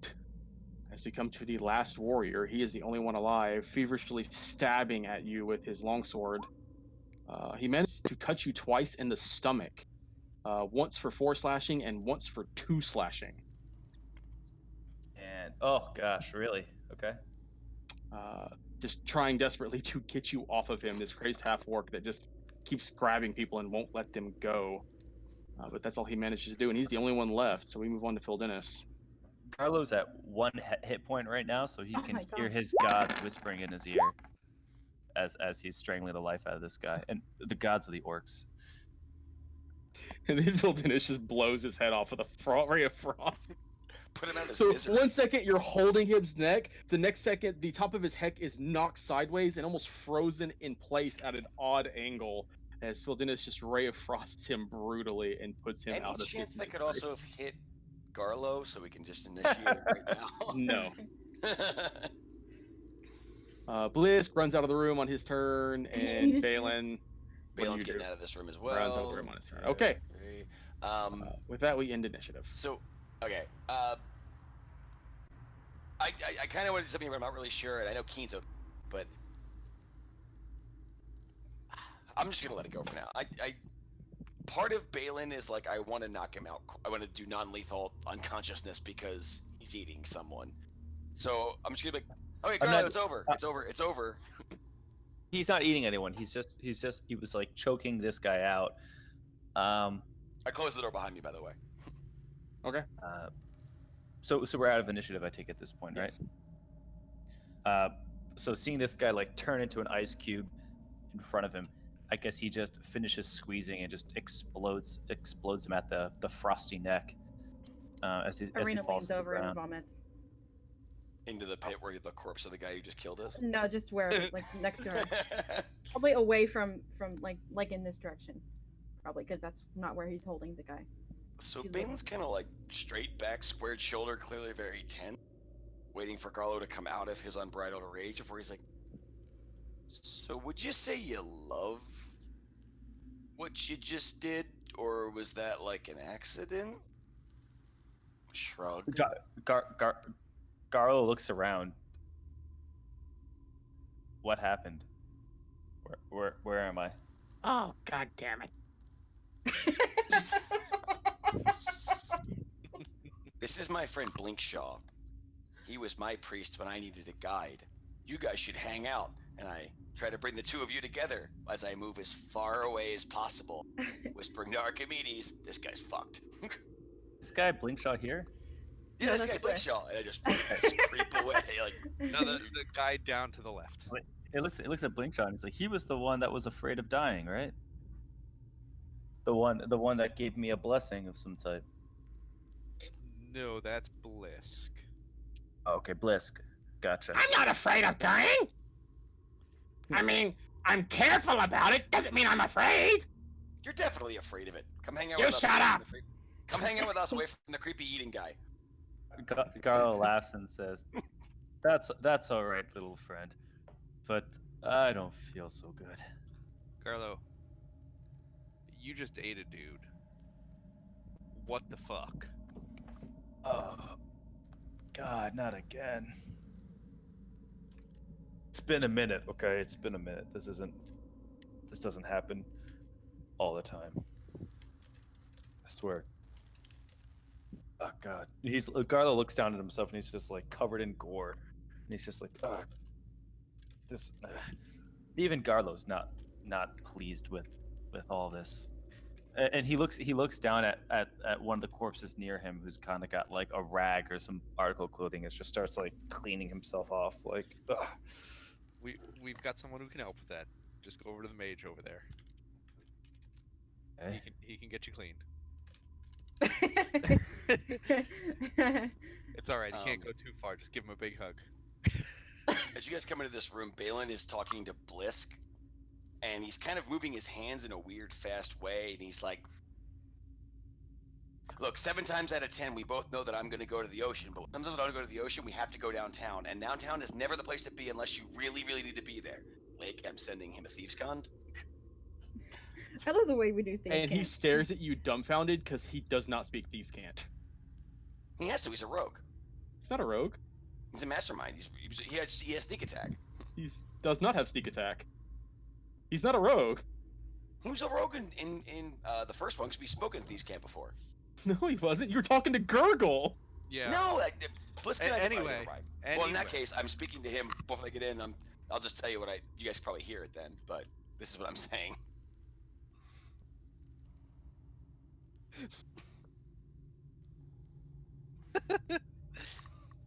Okay. that's Arena's what just you kind might of overhear. cowering, just shaking. She's not happy. So, Garlo, I'm not happy that you just ate somebody. I am happy. It's not my fault. I am happy that you didn't try to eat any of us. I'm Oh, you not weren't- happy that I have to worry about you eating any of us. how did this happen, and how does it not happen to us? And can you not do it ever again? Because I'd like to cast spells, and I need to speak to cast spells, and I don't want to have to throw up. Garlo, he's half here right now. I mean, between being down to 1 hit point and coming out of some type of blood rage trance, basically just looks at him like, God. His eyes say, "Leave me alone," but his words say, "Try to attack me, so you." But I don't get to control that. You're a half orc, right, or a full orc? Fork. So I look at you and I say, "Look, orcs destroyed my village and killed everyone I know when I knew when I was a kid. That's funny. Me too. What? You're starting to notice that Garlo has these very large teeth that may be specifically for feeding. Are not like on normal orc. Specifically for feeding, you said? Yeah, like I mean, there definitely serves some type of advantage for tearing apart. For chomping, but also as like a toothy armor. You're noticing that he doesn't have a normal orc face, even half orc face. What? Sorry, was it half orc? Half orc. Oh, I thought I heard fork, so I thought it was full orc. Yeah, you clipped off on that Keen, but no, It's half orc. He's a half orc. Oh, okay. Here's the orcs that overran my village. They clearly were in some kind of rage as well, because they would just go after anything near them. Warriors, civilians, anything. And I saw some of them go after each other. Those teeth are nasty. And they're not as dangerous as those axes, at least from what I've seen, but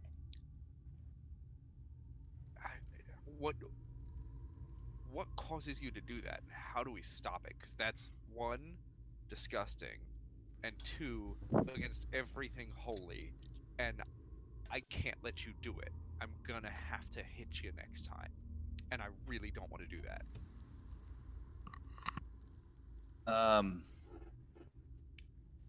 Carlos says, I wouldn't hit me if I'm like that.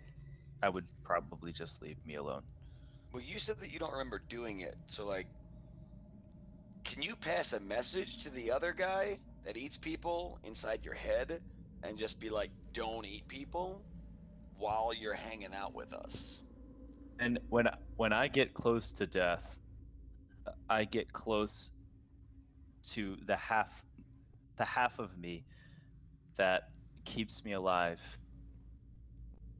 Sometimes they just take over.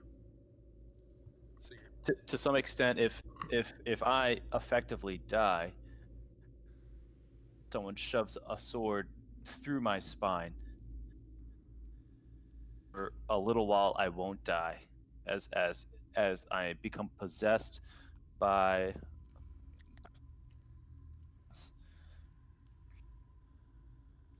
When I'm down, and I'm about.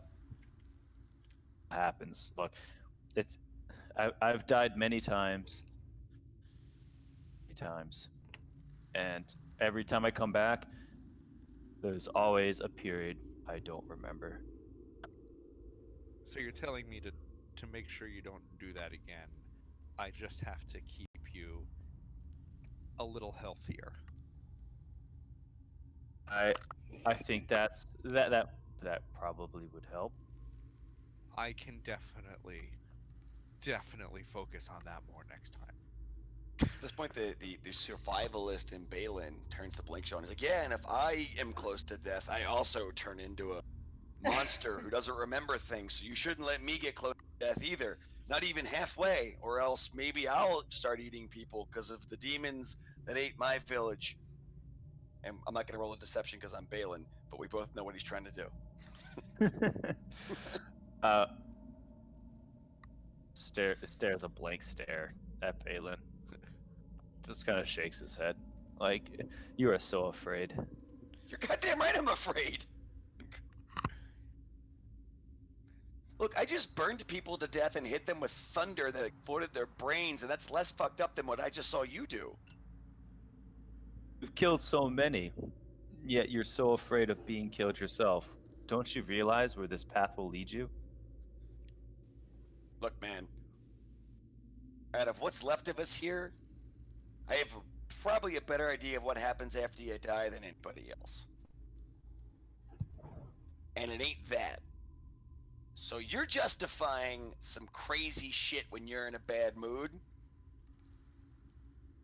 with something I know firsthand you're full of shit about. Because you know what happens when you die? Way different shit than I eat people. As he's Trust me having on this- that. As Balin starts to go off on this tirade, make me a perception check, Garlo. Okay.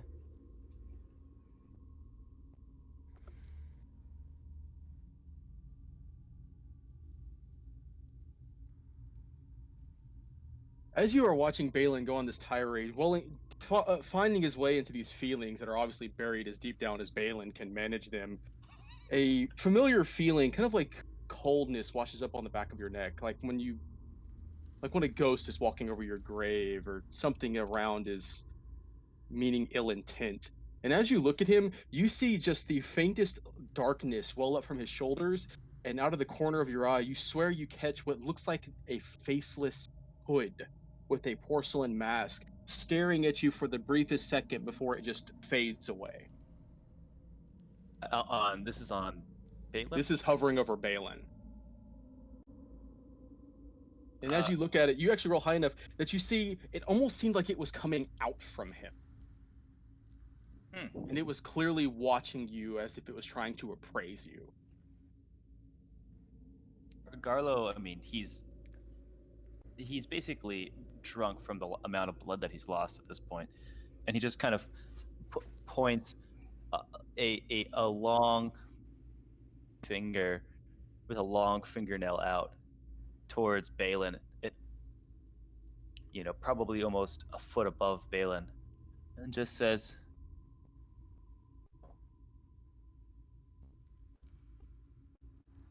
and Garlo's gonna collapse.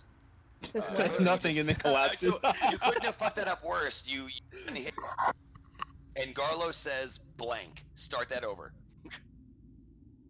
Garlo says what? Oh, you couldn't hear that? You cut out. You cut out for just that word. Oh, that's funny. No, yeah, I hovers a big gray finger. Did you guys get that point? Yeah. Points about a foot above Balin and says, "You have one too," and then falls to the ground. Oh. It was literally Garlo says And then falls to the ground. That's awesome. So honestly, I just picture Garlo like raising a finger, his mouth just going wide, and then his eyes just closing, and then just poof, face forward into the dirt. Yeah, so Or the obviously stone, Balin's I gonna guess. panic at that. So I just want to know how much I believe him. He seems a little delusional, but nothing about it seems like he was just trying to. He doesn't seem like the individual to try and tell a story like that to spook somebody. Okay, so as he goes down and I appraise to see if he's actually asleep, I turn over and I was like, this guy's fucked 6 ways from Moon Day. We got to do something about this. He's a crazy person. Yeah, I'm not a big fan. I'm just gonna go out on a limb and say that. When he points like that, do I see anything? You didn't notice anything. Dumb Is he dwarf. unconscious right now? He is fallen into technical unconsciousness. Yes, he's not been knocked unconscious, but he is Right. unconscious. But okay. He does not. He did not seem to be referring to Archimedes. No. You have an owl too. All right. So first, I'm gonna heal him up a bit because clearly this guy's fucked up when he's not. And then I think all of us need to heal up a bunch more. And maybe the best place to do it isn't in this hallway, but maybe it is. I don't. Oh, Fuck, I don't did know. did you see the DM I sent you on Discord? Dumping the bodies in the pit. Yeah, that's easy enough. Yeah. So while Garlo was at first, well, you guys were first talking, I was dumping the bodies into the trap As I pit see- because the traps reset every so often, so we could just hide the bodies in the pit. Was what I was As trying I- to do. So Yeah, as I see you doing that, I'm like, hold on, check all of them for a card. okay. Well, I mean, yeah, I'll check the ones that I before I throw them in. I'll frisk them. All right. Frisking the ones, you see that one of them does have a glyph key on his person. Score. I just hand it over my shoulder to Phil Dennis or Blink Show, whoever's closest, and like fix that. It's getting to Phil Dennis some way. I'm not touching it like that.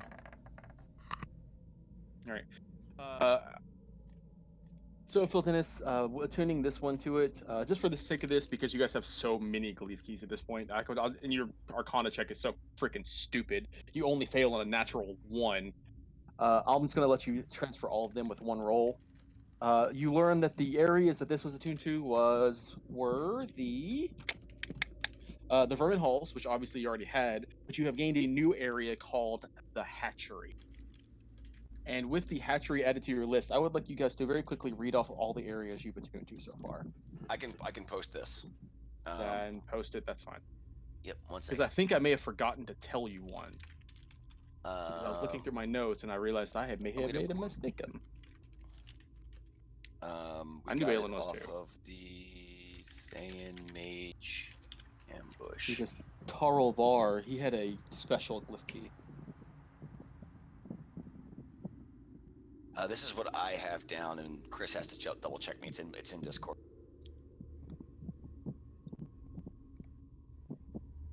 Okay, let me paste mine in Discord, or I'll verify. The hatchery I had as blood pens. Oh, it is in the blood pens. You're right. I just have the wrong thing going because I'm Yeah. going up. To So there is one more that you actually gained access to. You gained access to, and this is in a different zone altogether. You gained access to the Temples of Anguish in the sector. Or sorry, no. Goddamn, which one is which? Is the zone the big one or the sector the big one? I can't remember. It's been 2 weeks, guys. I want to say the zone is the big one, the sectors are the small ones. You gain access to the Temples of Anguish in the Temples of Extraction.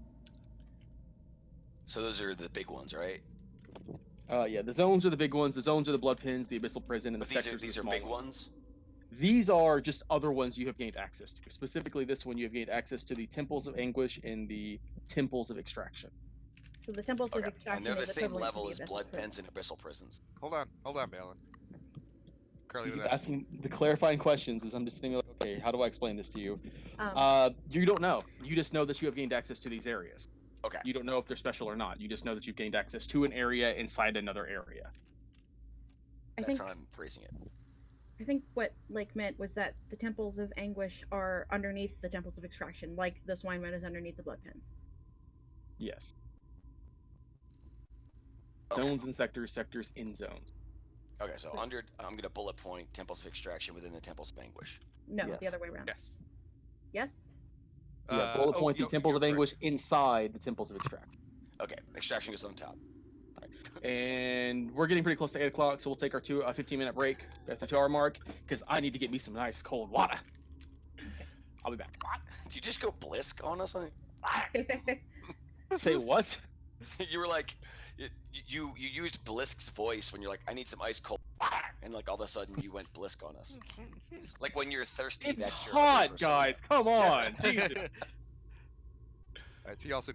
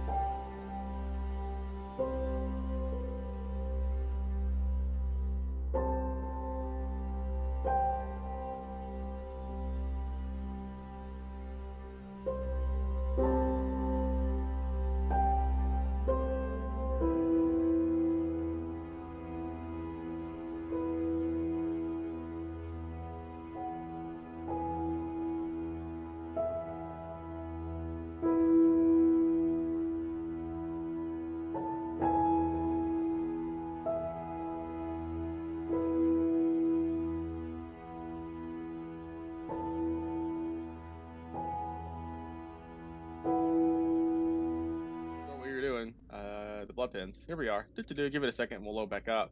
Killing You us all can slowly. continue your, assuming your short rest, because that was what you were doing before you were so horribly ambushed. Yeah, I'm gonna go ahead and. Oh, am I gonna heal him up? I'm gonna heal him up. If you're gonna heal him up, it's gonna be all the way, or else he's gonna be a crazy person. Those are the rules. You do see Garlo kind of a little Can bit we with his just- eyes closed, but he's talking to himself in a different language. What language? You get 10 more hit points. If anyone understands Orc, Blisk does. Oh. No, it doesn't. Oh. No. oh, He you did. speaks Goblin. Hobgoblins are what we had with him. Oh, that's right. Yeah. He speaks Goblin. I'm gonna go ahead and arcane recovery on this short rest. Mm-hmm. Can we go ahead with all the hit die and all that? Should we roll watch or whatever? You're not going to be ambushed. Okay. Okay. Garlo, you got 10 hit points back from me healing you up so that you could rest. I mean, I was at In- +1. If so- anyone rolls a hit die, Oh. you may roll an extra d8. You were still at +1? That was my next question. Thank you. I was plus at Oh. 1, yeah. I thought you were actually unconscious. I just, yeah. He wasn't at 0 unconscious. He was just, my character falls unconscious. Okay, then you do not get 10 hit points back, and I'm taking my spell slot back. Okay. Is that That's what D you get for eating D8 someone. per hit dice or just total? It's That's my- 1d8 period. Gotcha. So everybody will get a bonus for healing if they roll a hit die. Gotcha. Everybody in my group, by the way, decided not to take the average when they leveled up last week, and everyone got fucked. So Oh, I basically got +1 of not being at the average, but everyone else pretty much was below. no, you're the other way around, dude. You have a D10, so you would have gotten one more. What would I have been at? you rolled a The average of 4. a d10 is a 6. Yeah, you rolled a 5 or a 4, and your average plus your con mod. But I mean, I explained this, and everyone rolled for it, and everyone rolled 1 or 2 less than the average, and I'm like, see? It was I am a firm believer in always taking the average. The Wednesday GM says for the first 3 levels you max your hit points, but then after that you have to roll every level, but I'll let you re-roll ones. And for the next 3 levels, I proceeded to roll a 2, and a 3, and Aw. undid the max for the first 3 levels. And when I told her that, she's like, "No, that can't. No, that's. Oh, I let you take the max, and I've already undone that. What part of this are you not understanding? Why are you doing I'm this? lower than the average. Why won't you let us just take the average? Why do we have to roll? This is so unfair." Anyways, Arcane recovery, I get, it's half. Sorry. half your wizard Yeah. level. Rounded up. I'm gonna Yeah, Well, they're, it's they're, Garlo. they're, One gonna is be the- they're gonna be the rounded level 1s because shield's more important.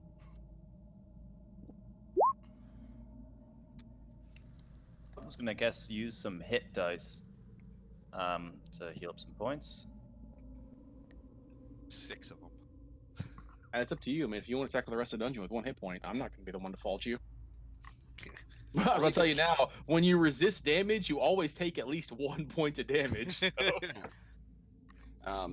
And also, because everyone else in our game has trouble getting this, remember you only get half your level in hit dice back Yes. per long rest. You But don't also- get them all back. But also remember, if you die because you were being skimpy on hit dice, then it was stupid. Look, you were just involved in the scene with Garlo. Do you really want to start if you die as this? Because he's all about dying. That was more of a comment out of game. Right. I think I'm. I agree with Blinkshaw. In that case, I'm gonna roll one more. So I am rolling. Sorry, guys. It's been a little while. So a hit dice for me would be a No, there's- D10 plus. If you look to your Just left, hit. So on your sheet, And if you there's just click hit dice. die, it'll roll it for you. It'll actually ask you. Actually, no, I don't think the sheet will ask you how many you want to roll. It'll just roll a 1 for you. just rolls. So then just remember to deduct however many you're rolling. So you just rolled 4, 5. Fine. Yeah. And add 4 to the total. No, it's already added in. Oh, it's already added? Yep. No, No, two more I meant Song 4 of for my Rest. Song of Rest. Oh yeah, and add one more. And Or add 4. Add 4. Wait, it's +4 or 1d8? Balin, your GMing is now getting you to the position when people have questions, you want to be the guy who answers. It's something that all GMs at tables have to deal with. It's Yeah, I'm something where gonna my stop. Monday I'm group, sorry. my Monday GM does, my Monday player who's my Wednesday GM does it all the time, and I remind her, and as I will kindly remind you, I am the You're the GM at this You're table. correct. What also fucks me up is my Wednesday GM asks me to arbitrate shit for him because he doesn't know the rules that well. So I'll shut the fuck up. I'm sorry.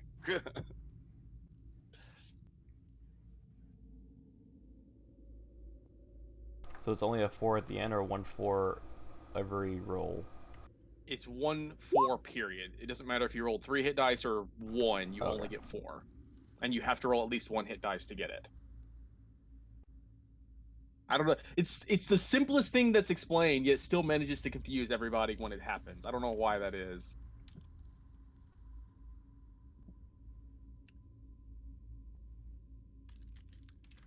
So basically, I rolled 6 hit dice here, but I think it added 4 to each one, so I should minus 4 for No, each hit the, dice. No. the add 4 was your Constitution modifier.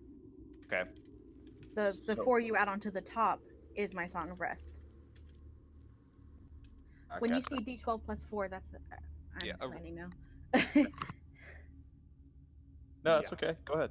Oh, It is okay. it is the bard's ability when people roll hit dice during a short rest, she can roll a d8 and everybody gets that a bonus if they roll at least 1 hit die. Okay, got The it. +4 in yours, that's your con modifier. You get that back for hit dice period. Okay, that's what I was thinking. It was just confusing because you happen to roll the same number as your con modifier. Exactly. Yeah. Okay, cool. But when you guys are ready to hit it out, then let me know. Actually, I guess Blisk should probably roll some hit dice himself, shouldn't he? He is not at full. And Blisk does have hit dice. Guys, so this is Keen speaking, not Garlos. This is kind of metagaming, but I still have 3 hit dice left. What's the chances of us taking a long rest anytime in the near future? Should I just use them up? And I will tell you Not out of character, 0. you guys have taken 1 hour since your long rest, so you have another 11 hours before you can even attempt another long rest. Yeah, So, that's a homebrew rule. Or, That's like, well, the rule is you can have a long rest per day. That is my compromise on that rule to make it make sense. right. Okay. Okay. I didn't know that. I'm gonna give myself back a hit dice to go Oh, down so- HP.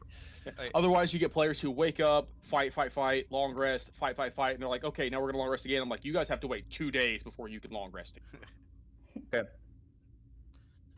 And people are like, what do you mean I have to wait until it's because you can only take 1 a day and you've taken yours for the day? You now have to wait, sleep, wake up the next morning, and then sleep next morning to get a long rest, and it fucks your timing for it ever. This is me being kind to my players and telling them this is the easier way it works. It works a lot smarter. Boy. All right. If everyone is ready, you have attuned to the new zones containing the hatchery, and you already knew about the temples of extraction and anguish, so that's backpedaling and doing that. I will say that the noise in the other room, the buzzing, has seemingly come to a complete stop.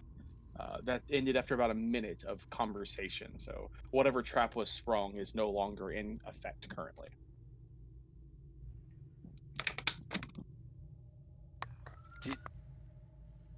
Did the trap outside close itself up again? Yeah. Because remember, okay, I just want to make sure I wasn't confusing this with the illusion thing, but the floor traps are resetting.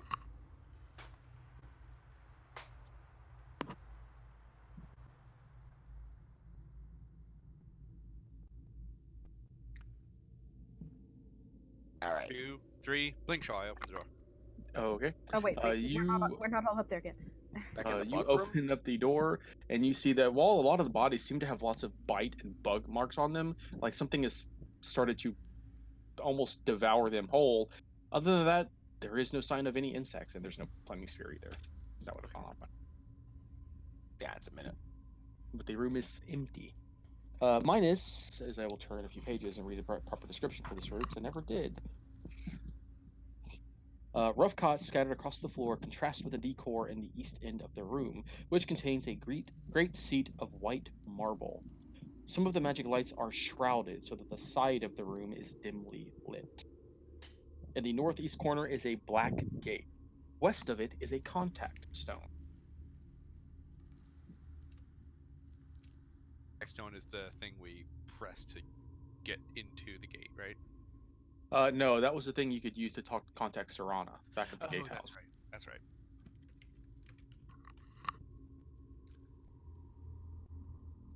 Do we want to? It's up to you. Well, we owe her a favor and we didn't finish it, so unless we're willing to go back and deal with Taro Bar right now, No, I'd that was say... Fantastica. I'm sorry. Okay. Yeah, Serana's the red mage. I'm sorry. What do we have to say to her? Nothing.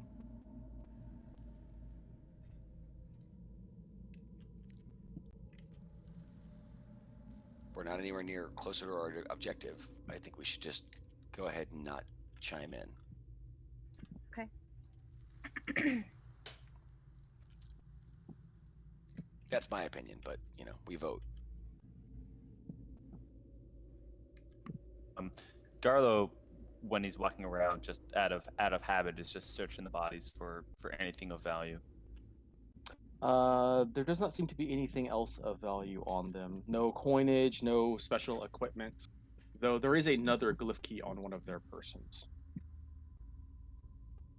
I'm pretty sure we all have glyph keys now. Right? Yeah, but no, Phil Dennis is the one that checks them to see what they can do. Well, yeah. But like once they're synced, then we can all have one. Garlo sees when he actually skips over the body that's got bite marks all over it and kind of shudders to himself and to walk away from it. But he does find this glyph key, and he's holding it and tossing it in his hands. And he looks over at Arana, and just holds it out like in his hand, like pinching it between his pointer finger and thumb, like. She says, "What's this?"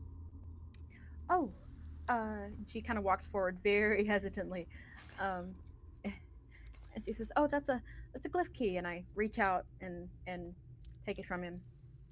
Garlo's just like, It- "What is a glyph key?" It helps you get from one area of this place to another. It's essentially just a key. Want to go home. Well, out of here. We can get you there, but we have a job to do first. What is our job? We have a job. Technically speaking, you don't have a job. So if you wanted to go home, I say we get out of here. Because hey, we can send you home. It's right? Doesn't this thing send him back? No. No, that sends him back to. I mean, I guess that sends him back to the room with the rest of the portals in it, right? Where we started. Necessarily. The woman who No. brought us there said she can bring us back. She Right. doesn't know Garlo, and without us, she might not bring someone she doesn't know back. Also, even if he got to that room, he wouldn't be able to get back to the Sword Coast or anywhere else that's out of Thay. Balin's kind of looking at all of you with kind of like wide, like, I know that and you know that, but he didn't know that, the gritted teeth look. And it's like, oh, that's right, I forgot. Garlo says that the witch. I think I saw this woman. Blake Shaw believes me. Wait, there's a good chance I could be below a 9, so let's see if I roll it. There's a pretty decent chance. There's like a 50-50 chance that he ties Oh, back. it's my best deception roll ever. Lying to Blinkshaw about something inconsequential. That's Balin. He succeeds at what is inconsequential. Oh, every time. Tell you what, there were other stairs in the room just before this. So wait, are we going to ignore the black gate over there? Where does that go? I think That- we should use it. That takes us to a different area. Takes us to a different zone, I believe, The right? temples of extraction, right? We don't That- know. Well, it can take us We to any of attuned, those places. so we have to know. I believe it can take us to any of those zones. any zone that we want. I mean, Right. all bullshit aside, it's a little fuzzy on white versus black gates, but Black goes between the different zones, the big ones. right. White goes within the rooms in those So zones. blood pens doesn't sound to me like where a lich would keep their phylactery. Temples of extraction, phonetically and yeah, like just vocabulary wise, sounds closer where we want to be here. Sure, but we don't know that this leads to one of those, to the temples of extraction, and there might be other glyph keys in here that we need to get first. If I remember correctly, and I'm asking, like, don't the black gates, you can go to any of those zones you have attuned? The They're white black gates are barriers. The black gates are teleportation. Right, so you can You use a black gate. teleported into you teleported from the gatehouse into the main gates through a black gate. Right. Yeah. So my understanding is if we go through that black gate, we can go to the abyssal Any prison, black gate the you're blood attuned pens, to. or the temple of extraction. No, there's more than one black gate in each zone. There's a black gate in each sector. Oh. So you could theoretically teleport anywhere that you've been, though you may not have been in the room that actually had the black gate. But in I it. mean, like the 3 zones that we're attuned to. Like, go to just any for of those theory, 3. were you to test one of your keys, so we can say this in character, you would find that you would learn that any zone you focused on, any sector you focused on, the Fiendish Arena, the Temple of Chaos, the Abyssal Gate, the Halls of Conditioning, you could focus on that, and the Black Gate would become a teleportation circle that would take you to that sector's Black Gate. Okay, I get it. You can travel between sectors or zones as you see fit. I think we should go to the Temples of Anguish then. If I was a lich, I'd probably put it at the deepest part of this place anyway. Yeah. We don't know if they're going up or down, but my point being, just from elder, undead, arrogant fuckfaces, they'd probably want to be in something called the Temples of Extraction over the Blood Pens or the Abyssal Prison. That's what I'm thinking.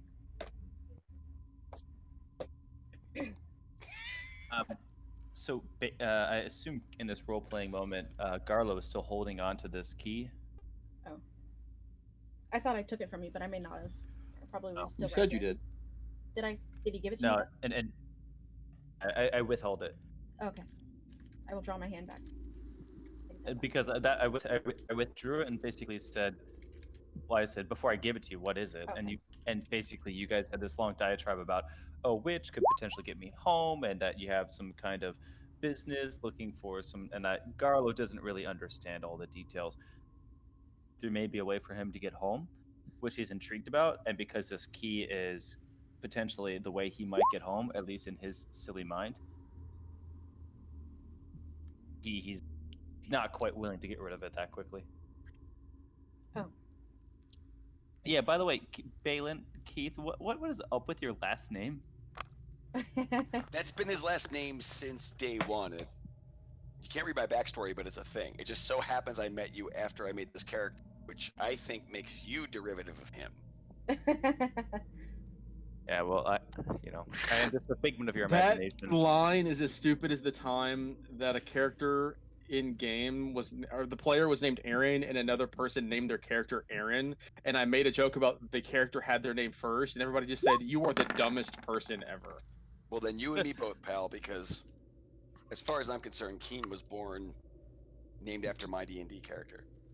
So just for context here, which I think maybe supersedes the whole Aaron story, I've never met another human in real life named Keen, let alone a D&D character. So that the chances of that are just like 1 in 500 million.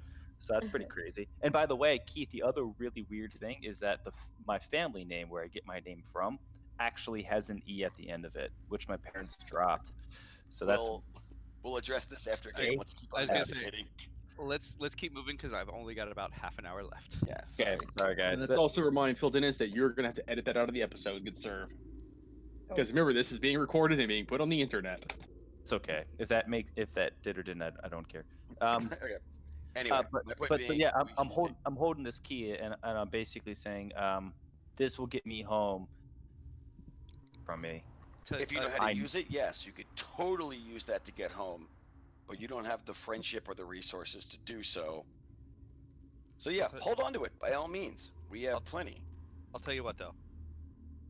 We remember when we've been pressing these against each other. Yes. I'm asking Garlo. That's what gets them all to work for all of the doors we've been through. So here, you hold on to mine.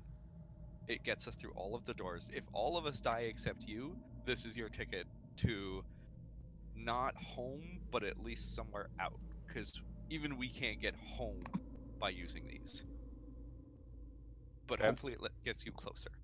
If you give me the one that you have, I'll have Phil Dennis press it against so that all of us have one of these keys. But you can have mine, which you know gets all of these doors so far. Garlo doesn't know to trust Blinkshaw, but he also recognizes that he's trying to help him. So that at least in this, what could be a lie or not, he's trying to offer this olive branch. Doesn't take his key. Says, I don't want the key. I fight in armies, not by myself. I was taken here against my will, not by choice. I would like to stick with you guys, but And I want to understand, am I party? All and everything that comes with me. we would like you to stick with us as well, because clearly we need the extra muscle. Sans the The- eating people thing. Yeah, the eating people thing, that's not something I want to have happen, and it sounds like it's not something you want to have happen. So I'm going to do my best to keep you healthier so it doesn't happen. But Garlo says, if you could cure me of this, I would be forever grateful to you. I sure That- as hell. Oh, go ahead. But that all that said, I was stripped of every possession I have when I came here, except for the weapons I've taken off of other corpses, and one stone that I could not remove from my body. And Garlo lifts up his shirt and shows you that he's got this like kind of greenish gray stone lodged in his belly button, or where his belly button would be. And it says, "This is all I have. Be your muscle. Then, if you have anything to help me be your muscle, not using, that would be very beneficial. Very beneficial. Very good for Garlo and good for the army." Arena looks thoughtful and she says, "When's the last time you've eaten?" I mean, never mind. Garlo smirks. I was going to give you a ration, but I forgot. You walked right into that one. I did. I feel like Arena just like she says that she remembers and then she makes herself sick And then throws up remembering again. that. I was totally gonna give you a ration, but I forgot. Yeah. Because you No, don't he's- want them right now. He's had all the rations he needs. Okay. I'm sorry. Gray matter's the tastiest part. I Anyway, know, Black I'm Gate, sorry. anyone? Bliss just leans up to you, Valen, and says, Where did you get this one? Which one? Us? You found him. I say, Him? and he gestures over towards Arena. I get crazy, but sometimes she looks pampered. I hold up. Uh, I hold up Hugh Grant. And have you seen Hugh Grant yet, Garlo? I haven't seen anything. And in fact, would I have noticed if you guys had a bag of holding with you? We do not. They don't have You a bag would've- of holding. You would have seen if we took things in and out of it. You haven't seen us take anything in and out of a bag, and asking the bag for things. but Blake Shaw is carrying an axe that looks like. Go ahead. Oh, now I gotta find it. But I just assumed you were dying to share this, and that's why. oh, I am. But I was gonna do it afterwards. Oh, okay.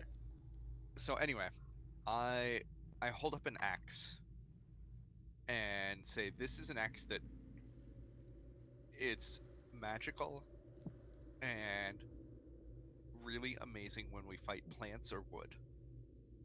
To the point of it will. Thank you. It will literally go after. Oh, just go ahead and paste it. That's all. If you have it, Okay. it will literally be excited to chop down any kind of wood or plant material. The axe's name is Hugh, and I've given it the name of Hugh Grant.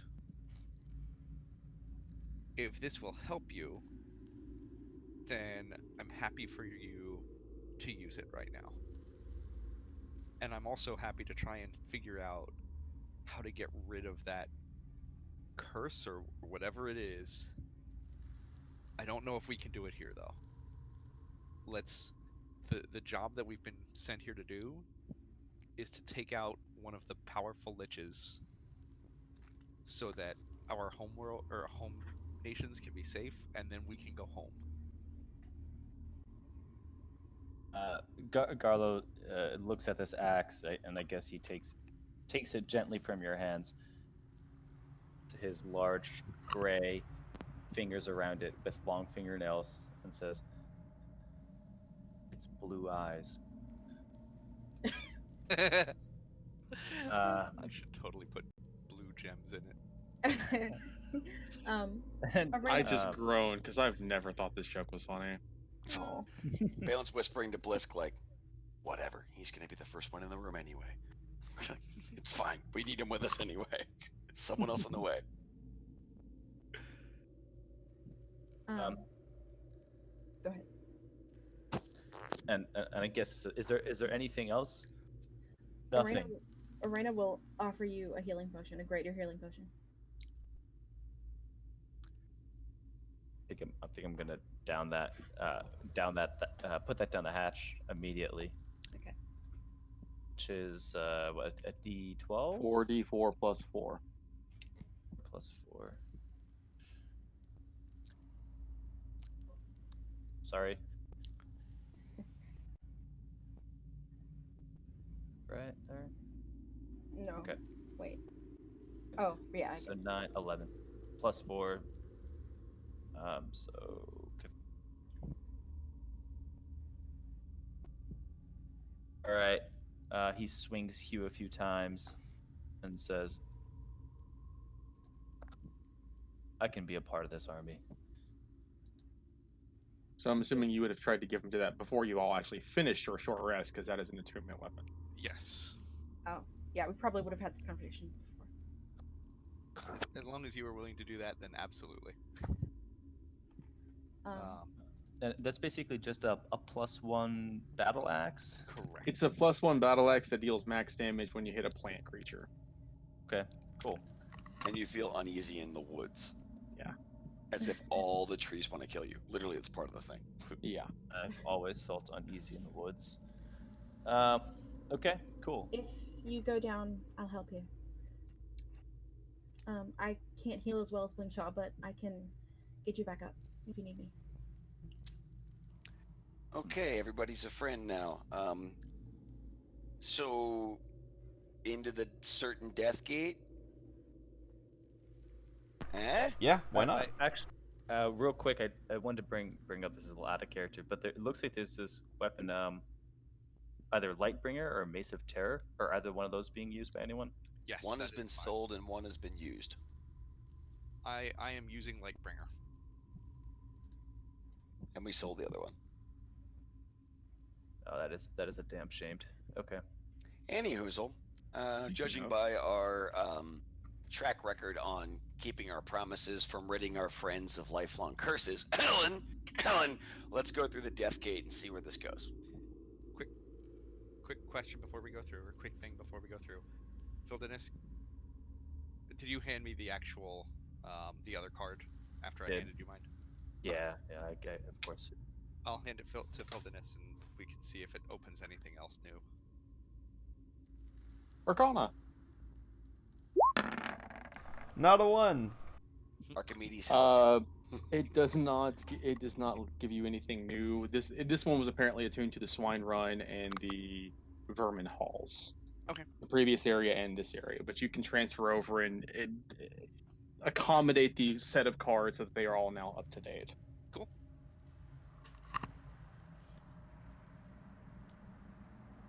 I think you guys literally have a card for each of you now, so it's almost pointless to keep collecting. As long as we make sure we Get new rooms, yeah. But they're Well. collectible.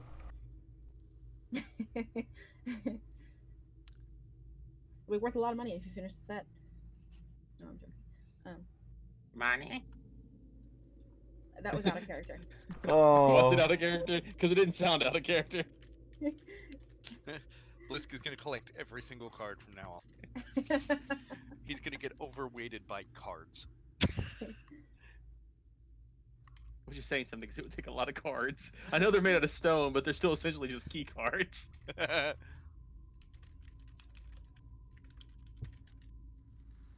So you all gather around the misty black gate, and you all have decisions to make on where you'd like to go.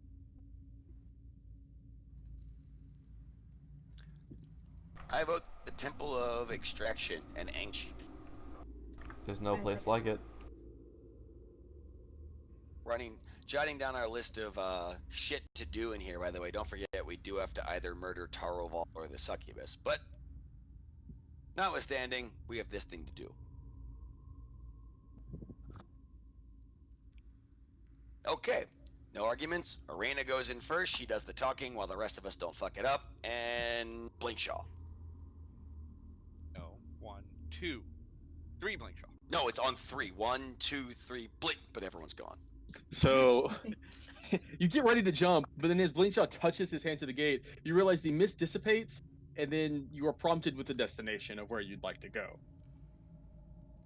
Which is Blinkshaw. The Temples of Anguish. Temples of Anguish, or whoever is doing it. As it does so, you see a soft peel on the middle of the gate as it expands, and seems to be a portal that you can step through to the other side.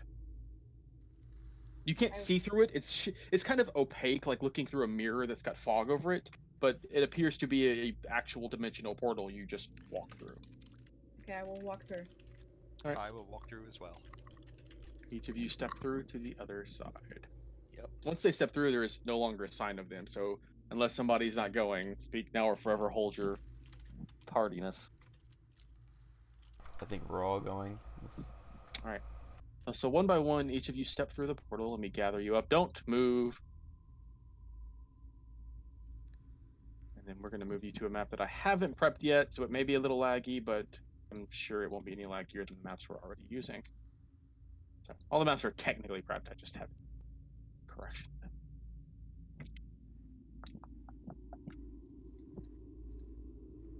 New map, guys. We did it. Yay.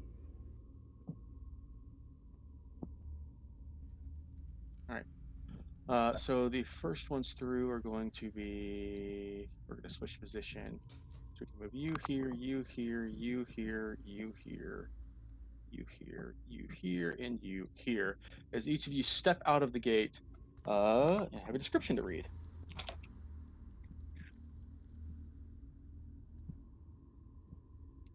A few pages, give me a second. The air in this white marble chamber hangs heavy with a dark mist that burns the eyes. As you look off towards the south, you see two figures have already become aware of your presence. And as they do, one, what looks like a suit of armor with shadowy mist flowing through it, turns to look at you. Red Wizard, his hands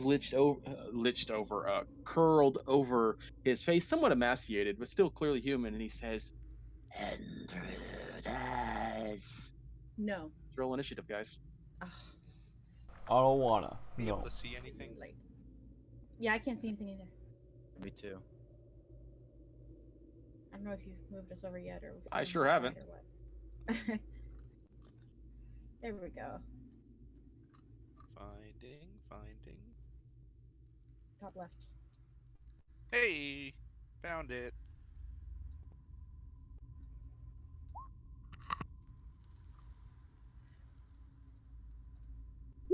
If I was really cruel, they would have had actions held. But I'm not cruel. They didn't know we were coming.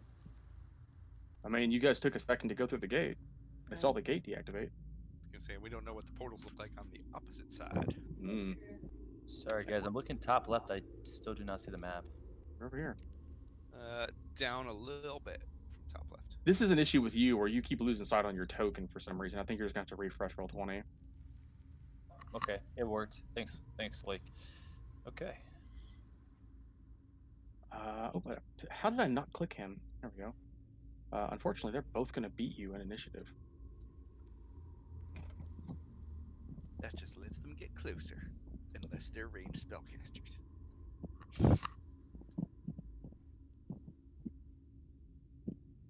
And I have advantage in it roll. Perfect. Again, should be Okay. factored in. All right, Yeah, so I guess they're not Chris. going first. Garlo, you'll be going first. Okay, so playing the scene. This guy here Oh, I need to roll for Bliss too. I always forget. basically just hissed at us. Bliss is going last. No, he's not. He's going just for Balin. He still beats Balin somehow with a 9. Anyways. Sorry, what were you saying? Which was the one that just spoke? This one here or this one here? No, the wizard was the one speaking. The other appears to be a suit of plate armor of some kind that has what looks like red and black energy making up the being underneath it. So this is the wizard here, I take it, right? Yes. And that is how many feet away from me? One. Each square is 5 feet. I'm trying to figure out. There it is, 70. Is that enough to do a ranged attack from where I'm at right now? Depends on the weapon. A javelin. A javelin will be a disadvantage. Or a hand axe. Would also be a disadvantage. Actually, I don't think he's even in the range for a hand axe. He's outside of You your have to move range. up. Okay. You would have to move. Yeah, I'll move up to 30 feet would be no disadvantage if you can get to 30 feet within him. 3 feet, right here. Yeah.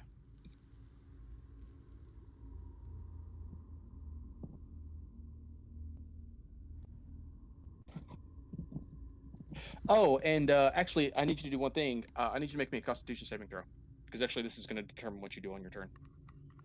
If you do anything. And before I even move, I rage. Well, make me a con save at the start of your turn.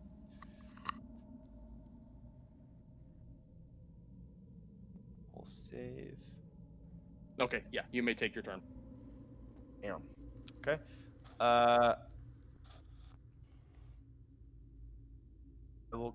I'll spend 10 to go through. Then that's 15.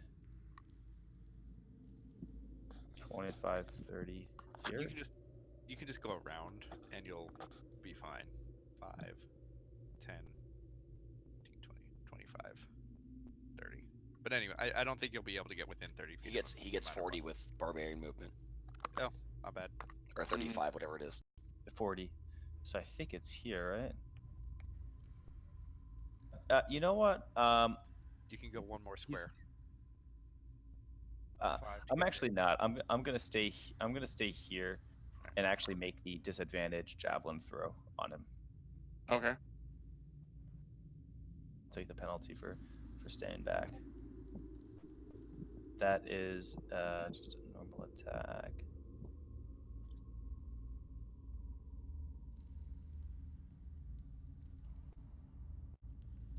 The 16 hit. Well, it's a disadvantage, so you roll 2. Thanks. That will hit. Dealing him 13 points of damage as the javelin just embeds itself into his chest. It's go time. Okay. If that's all for Garlo. Our agent at throw.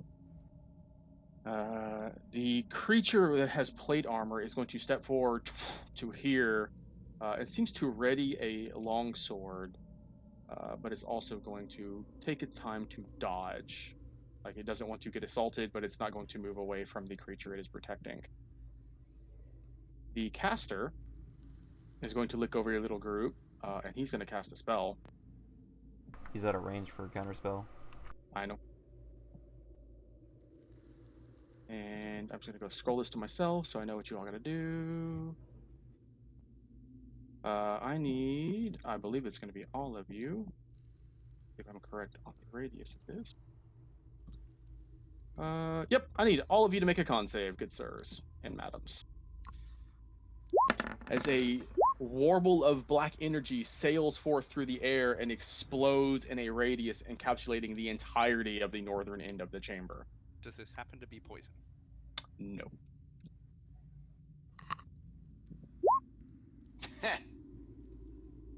Any benefit for a crit pass? No. You just passed. Did you roll for Blisk? I did. He failed. Okay. So anyone who got under a 15, you were going to take 29 points of necrotic damage. Anyone who succeeded, you were going to take 13 points of necrotic damage.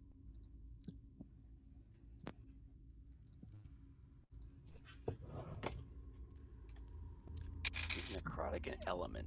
No, I'm kidding.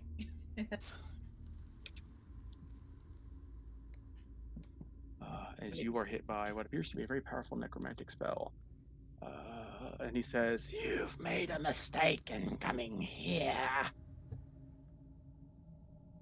and that is his turn, as he's going to take 1 or 2 steps, basically putting the plate armored creature between him and you all, perhaps for a little bit of cover.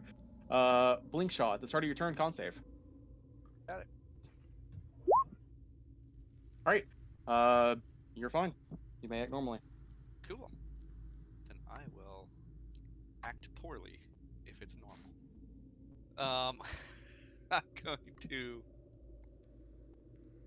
step down here and Yeah, don't blink shot.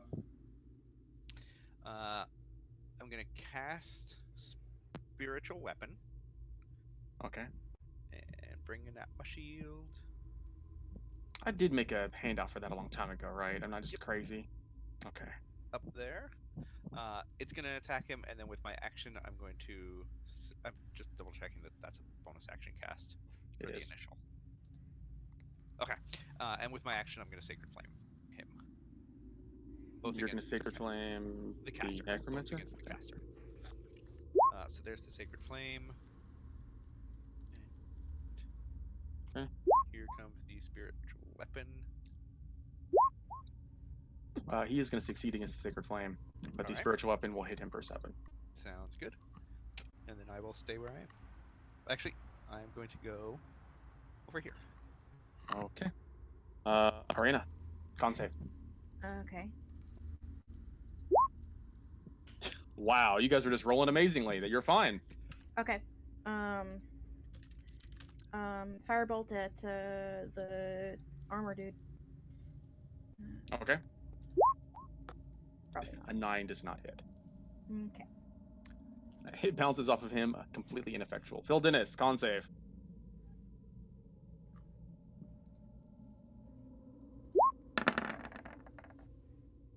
You're fine. Is this like a pool radius around us? Or is this a spell after effect? The entire area is covered in a dark mist, but none of you seem to understand what effect it has. Oh. Is there a point It's of... affecting you, but you all are surviving on the save, so it doesn't matter. Am I still in the mist? That's what I was It's wondering. it's the entirety of the room. Oh, okay. Oh. Oh. Okay.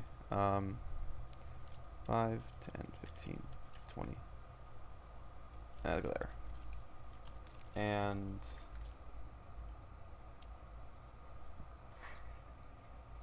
I'll just do it. I'm gonna cast slow on those 2 individuals. The armored guy and the mage person. Okay.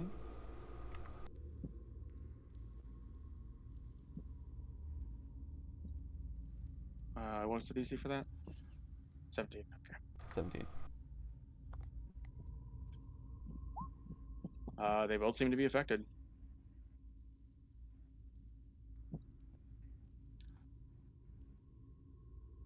And that's the end of my turn. Alrighty. A room I thought was going to possibly TPK you guys, and you just decided to roll amazing on everything. Except for Blisk. Blisk seems to be stunned, staring off into space. Balin. Con save. All right. Con save. Yeah. I will take a 16 to move. Yep, So you're 20 fine. 20 total. just because I'm terrified of this room, because there's never only 2 guys. 2, 3, 4, 5, 6. That's where I want to be, right? Yeah. That's my movement. I will summon a Shadow Blade with my bonus action at 3rd level.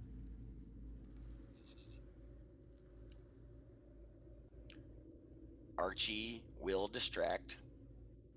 Archimedes needs to make a con save too if he's here. Oh, all right. Yeah, let me grab him real quick. I'm sure he's got a great constitution. Yeah, -1. Well, how you guys have been rolling, He's a familiar. Yeah, it's true. he is stunned. No, shitty familiar. Okay. Does the shield count as an ally within 5 feet? No. And I am in dim light though. No, you're not. You're in bright light. The dark I mist think does there's not a- inhibit light. Okay. All right. Well, in that case, I'm just gonna do a normal thrown Shadow Blade.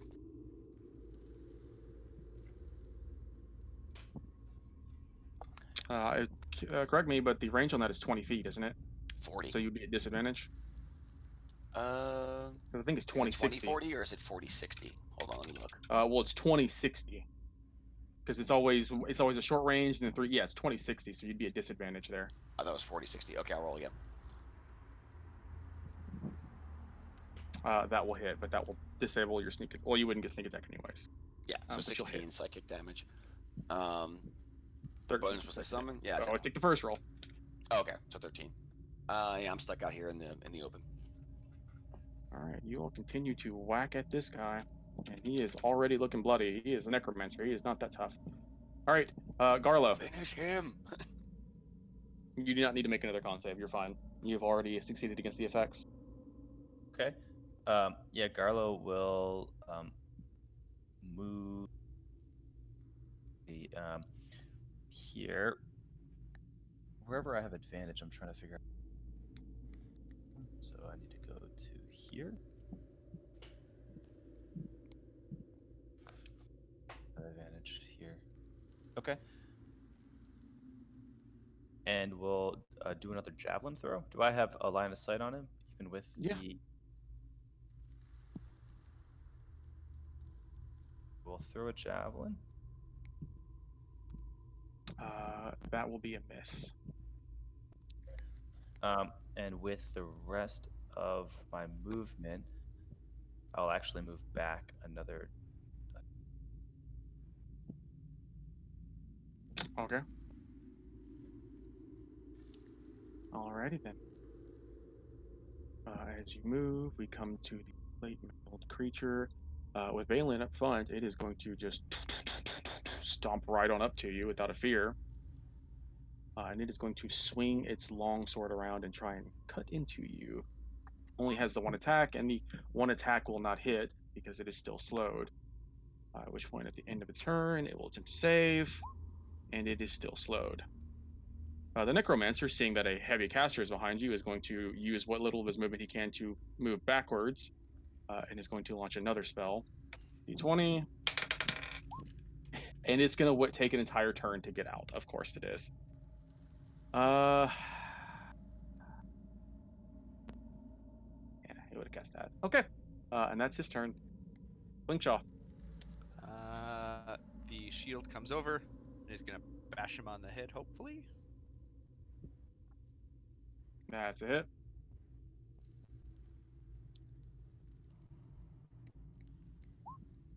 Alright, 12 points of force damage. And yeah, definitely get to him. I'm gonna come here. And Sacred Flame again. I just need to. And of course, I have the turn order over it. Yep. So Sacred Flame again on him. God, you guys are just picking on this Necromancer. Yeah, he's a caster. He is, again, injured severely, but he is still alive. All right. Oh, did he Injured. miss his? He's looking bloodied. He did. He is no longer slowed. My mistake. So since he is no longer slowed at the end of his turn, his spell would actually have gone off.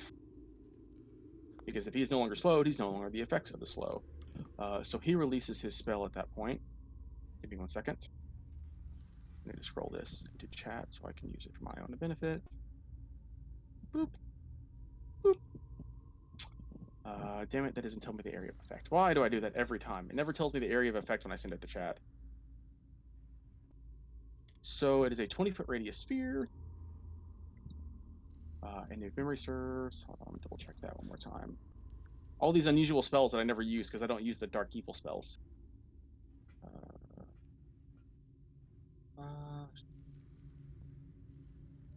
It moves. Yep, that's exactly what I thought it did. Okay. So, Blinkshaw, where were you before this turn started? Just for my reference, so I don't. I was screw like around up on in this. this area. It might have been there. It was. I moved straight down. I just don't remember if it was 3 or 2 stairs. All right, that's fine. He could have gotten you all into it if he just put it right here. Yeah. So at the start of your turn, I needed you to make me a Constitution saving throw. This will be against poison, so you have advantage as well. Doesn't matter. All right. So that is a failure. You are going to take. You still are resistant, so instead of 27 points of poison damage, you take 13 points of poison damage. Right. As the air around you seems to choke and sputter and force you to cough, poison entering your dwarven body, resisting it, but still not so great. And that is for these. Actually, I don't think spiritual Weapons on weapon is not. concentration. So, And he made his con save against your damage as well. am I still? Is this thing a lasting effect? Yes. Then I will move there, so I'm out of it. Okay. Fair enough. That is that. Arena, at the start of your turn, make a con save. Not for the mist, but for the giant poison cloud that just appeared over you. Yep, this is not gonna be good. Nope. 27 points of poison damage. That was exactly how many hit points I had, so. Arena falls unconscious in the cloud. Phil Dennis.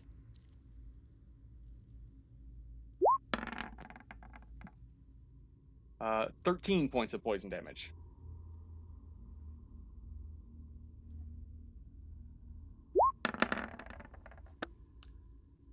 Okay. Yep. So, in that case, I'll go down here. Shit, I forgot. I'll go back. A lot. I was right there, so. So you have just enough movement to get back to Arena. To get back. And, I'm going to use my Greater Healing Potion on Arena. Okay.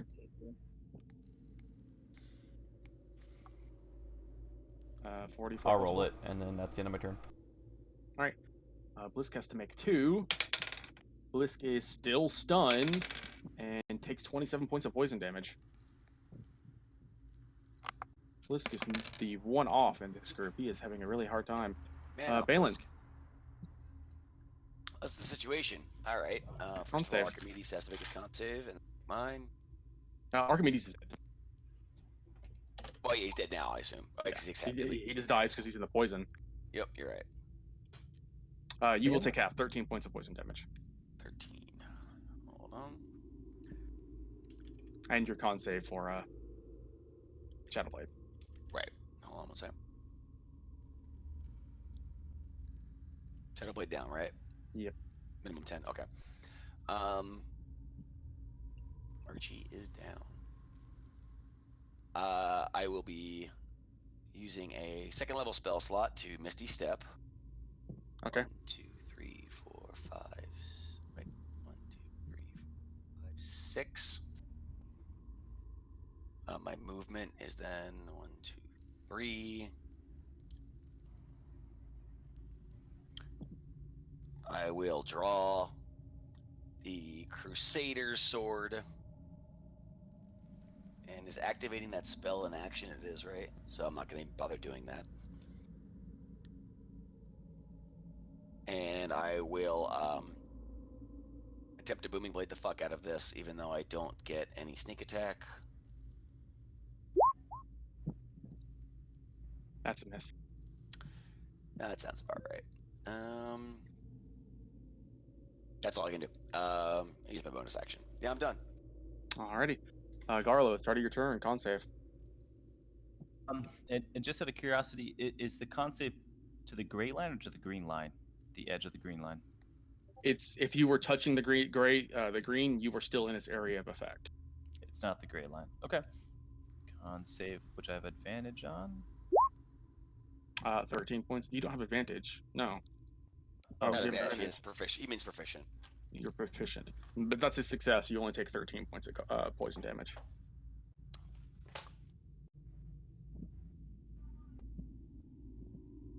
Okay. To move towards 5, 10, 15, 20. One more 20. This guy right here. And attempt to grapple him. Seeing that he's in combat with Yes. and they're looking pretty slow. He seems like a prime target for being grappled. Oh, okay. Make your athletics check. Strength, so I should have advantage on that. It is. Okay. You grapple him. I am going to pull him away over here, but will that provoke an attack from Blinkshaw? No.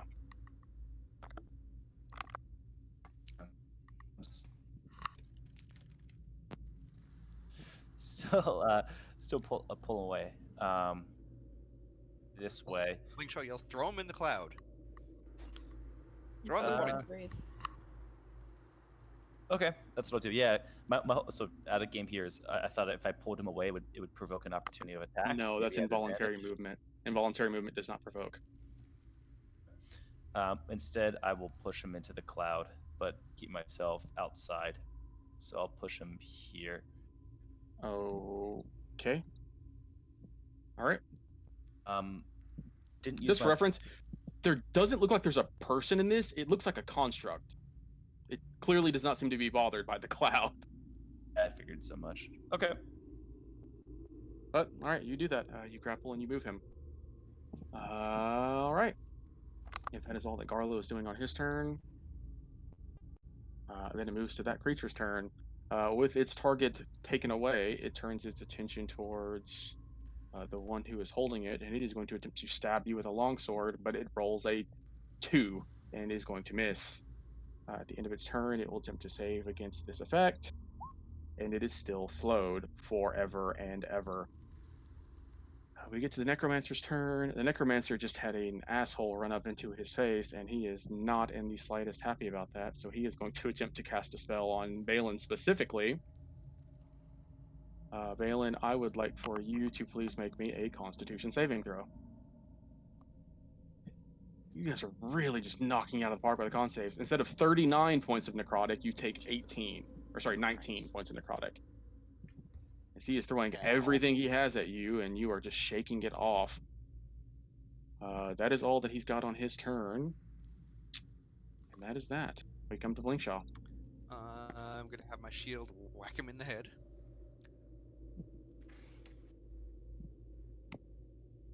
He falls dead. Excellent.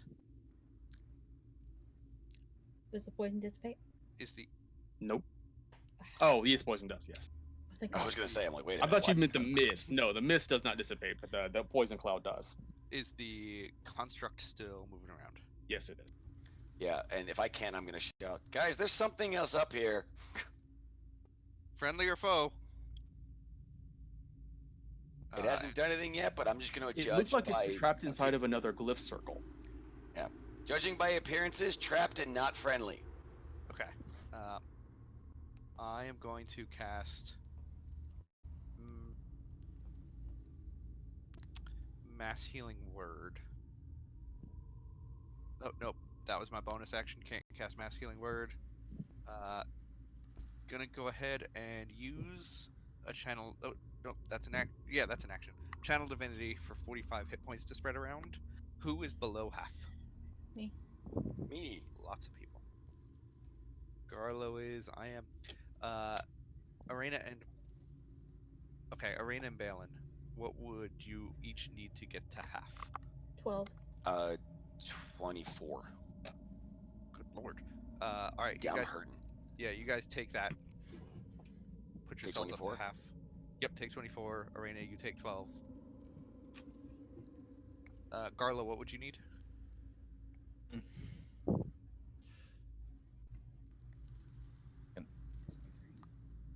You're breaking up, Keen. Yeah. Sorry. 10. I would need 10. All right, take 5. I'm gonna take 4. So that was 9 plus 12, 21 plus 24, 45. We're good. Okay, that is my turn. Elo acknowledges that you're trying to heal him and nods like, I step there. Word. That's my turn. Okay. Arena. Okay.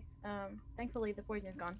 So I'm gonna step out here and firebolt the construct. Okay. That's a miss. That doesn't. Yeah. Yep. My turn. Alrighty. Phil Dennis. I will do the opposite and Ray of Frost him. Oh, okay.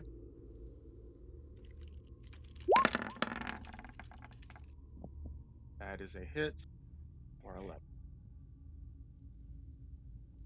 Ice coating the armor and hiding portions of the ethereal creature underneath. Alrighty. Blisk is still stunned. That's what I was going to Yeah, say. So a DC 15 con save at the start of your turn. If you fail, you're stunned until the start of your next turn. Every single got- one of you just rolled amazingly and just bypassed the actual danger of this room. Yeah, we got super That's lucky. that's why I was like, wow, this was supposed to be a deadly room, and you guys were just like, oh, this is super easy. It's just a wizard. Kill him. Which is absolutely why I use my portent. Balin. Like this is when Balin dies. Yeah. All right. So this thing Oh yeah, appears no. trapped. Once actually, I'm sorry. Blisk would have been knocked over here because he was still inside of the gate when it deactivated. Because once the person who activated it left, everybody would have been shunted out of the gate and taken damage. Whoopsie. So this thing appears to be trapped. It appears to be stuck inside of a glyph zone. Yes. In that case, I'm going to deal with that when everyone's recollected. So I'm going to dash 1, 2, 3, 4, 5, 6, 7, 8, and boomingly wail on this thing, trying to get rid of the latest threat. Okay. For a crap ton of damage. All right. Is he still slowed? Yes, he's still slowed. Then I will use the rest of my movement and go. So that was. I have 20 feet more. 2, when something is slowed, it has no attack of opportunity. It It loses its doesn't have a reaction. reaction. Okay, cool.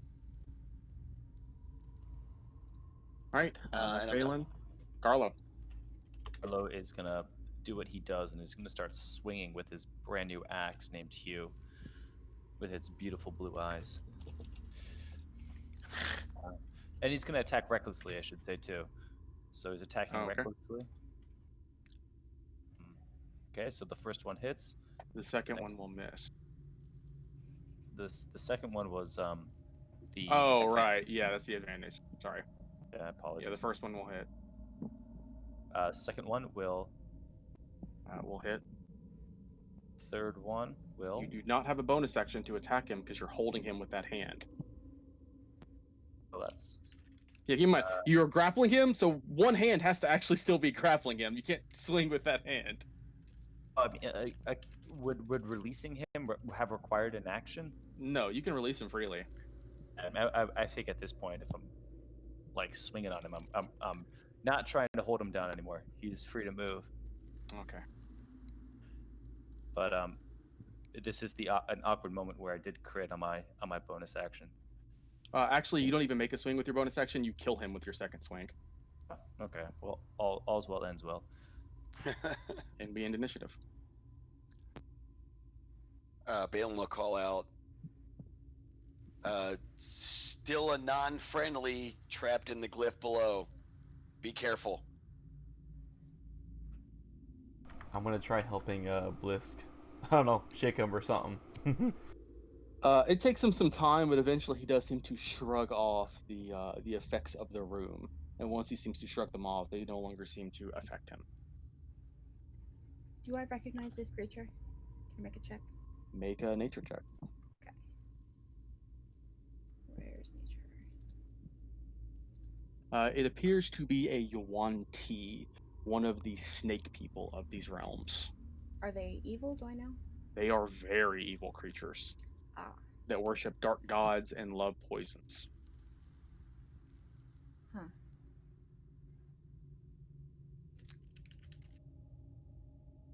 As you all move around him, he kind of watches, but clearly he doesn't seem to be able to move anywhere. He's not saying anything. Nope. I think it's best if we leave this one here. Can anybody speak to it? I have no idea. Like, is it possible? I could cast tongues and speak to No. it. It might just speak common. Oh, yeah. Its tongue kind of slithers in and out of its mouth, like very snake-like, It almost like it's does. tasting the air. It knows I what we're saying. Don't. Bye. I don't think we should let it out. Also, Chris, it's after 10. Yep. I am watching the Uber. It is gonna be here in. Oh, okay. I was just making sure you knew. Yeah. Yeah. Thanks. It'll be here in about 5 to 10 minutes. So, actually, if it's all right, I think I'm going to end here so I can go upstairs and greet them. Okay. Is this We only have like 50 minutes left. We're going to wrap here with this 1T in the door. Well, I'd say that we're not going to have any more combat, I don't imagine, so we can finish role-playing it out, and I can give you experience now. So I mean- with that, Chris, you chose an even better encounter to stick around. The first encounter is, I will check my notes here. The first encounter was roughly 2,000 experience. The Necromancer alone is worth 5,000. So this room was worth double. That guy was worth almost double the experience of the last room you guys were in. Damn. Oh no, I take that back. There were 450 times 10. That's 4,000. So yeah, he was worth basically the last room alone. That's insane. We got so lucky. So in total, that was 1,871 experience for each of you. 1871. 1,871. Yes. Thank you. It's me at 5801.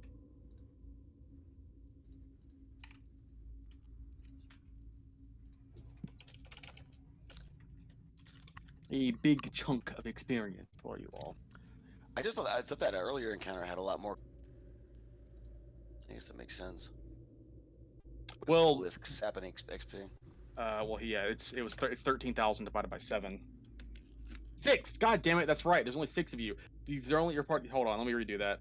Hold on, guys. Hold on. Don't change your shit back. Minus 1,871 from what you had, so I can redo this. Because that's right. It's 6, not 7.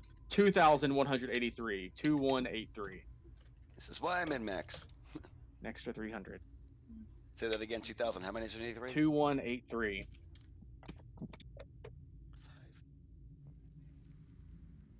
8, 393.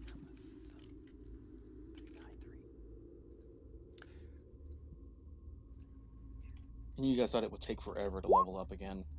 With encounters like that, they're only going to get harder. I mean, to be fair, we've been level 9 for. Let me look at my notes and see. Since the end of Barovia. Which is, yeah, I'm Not that looking at long. the. Honestly, with that encounter, you probably would have been level 10 if you all actually managed to if you stuck to tracking down the dragons and trying to kill them. Oh yeah, that makes sense. But we started Despair Rising on April 2nd, so we're now almost 4 months. So I feel like we're earning this With level. 2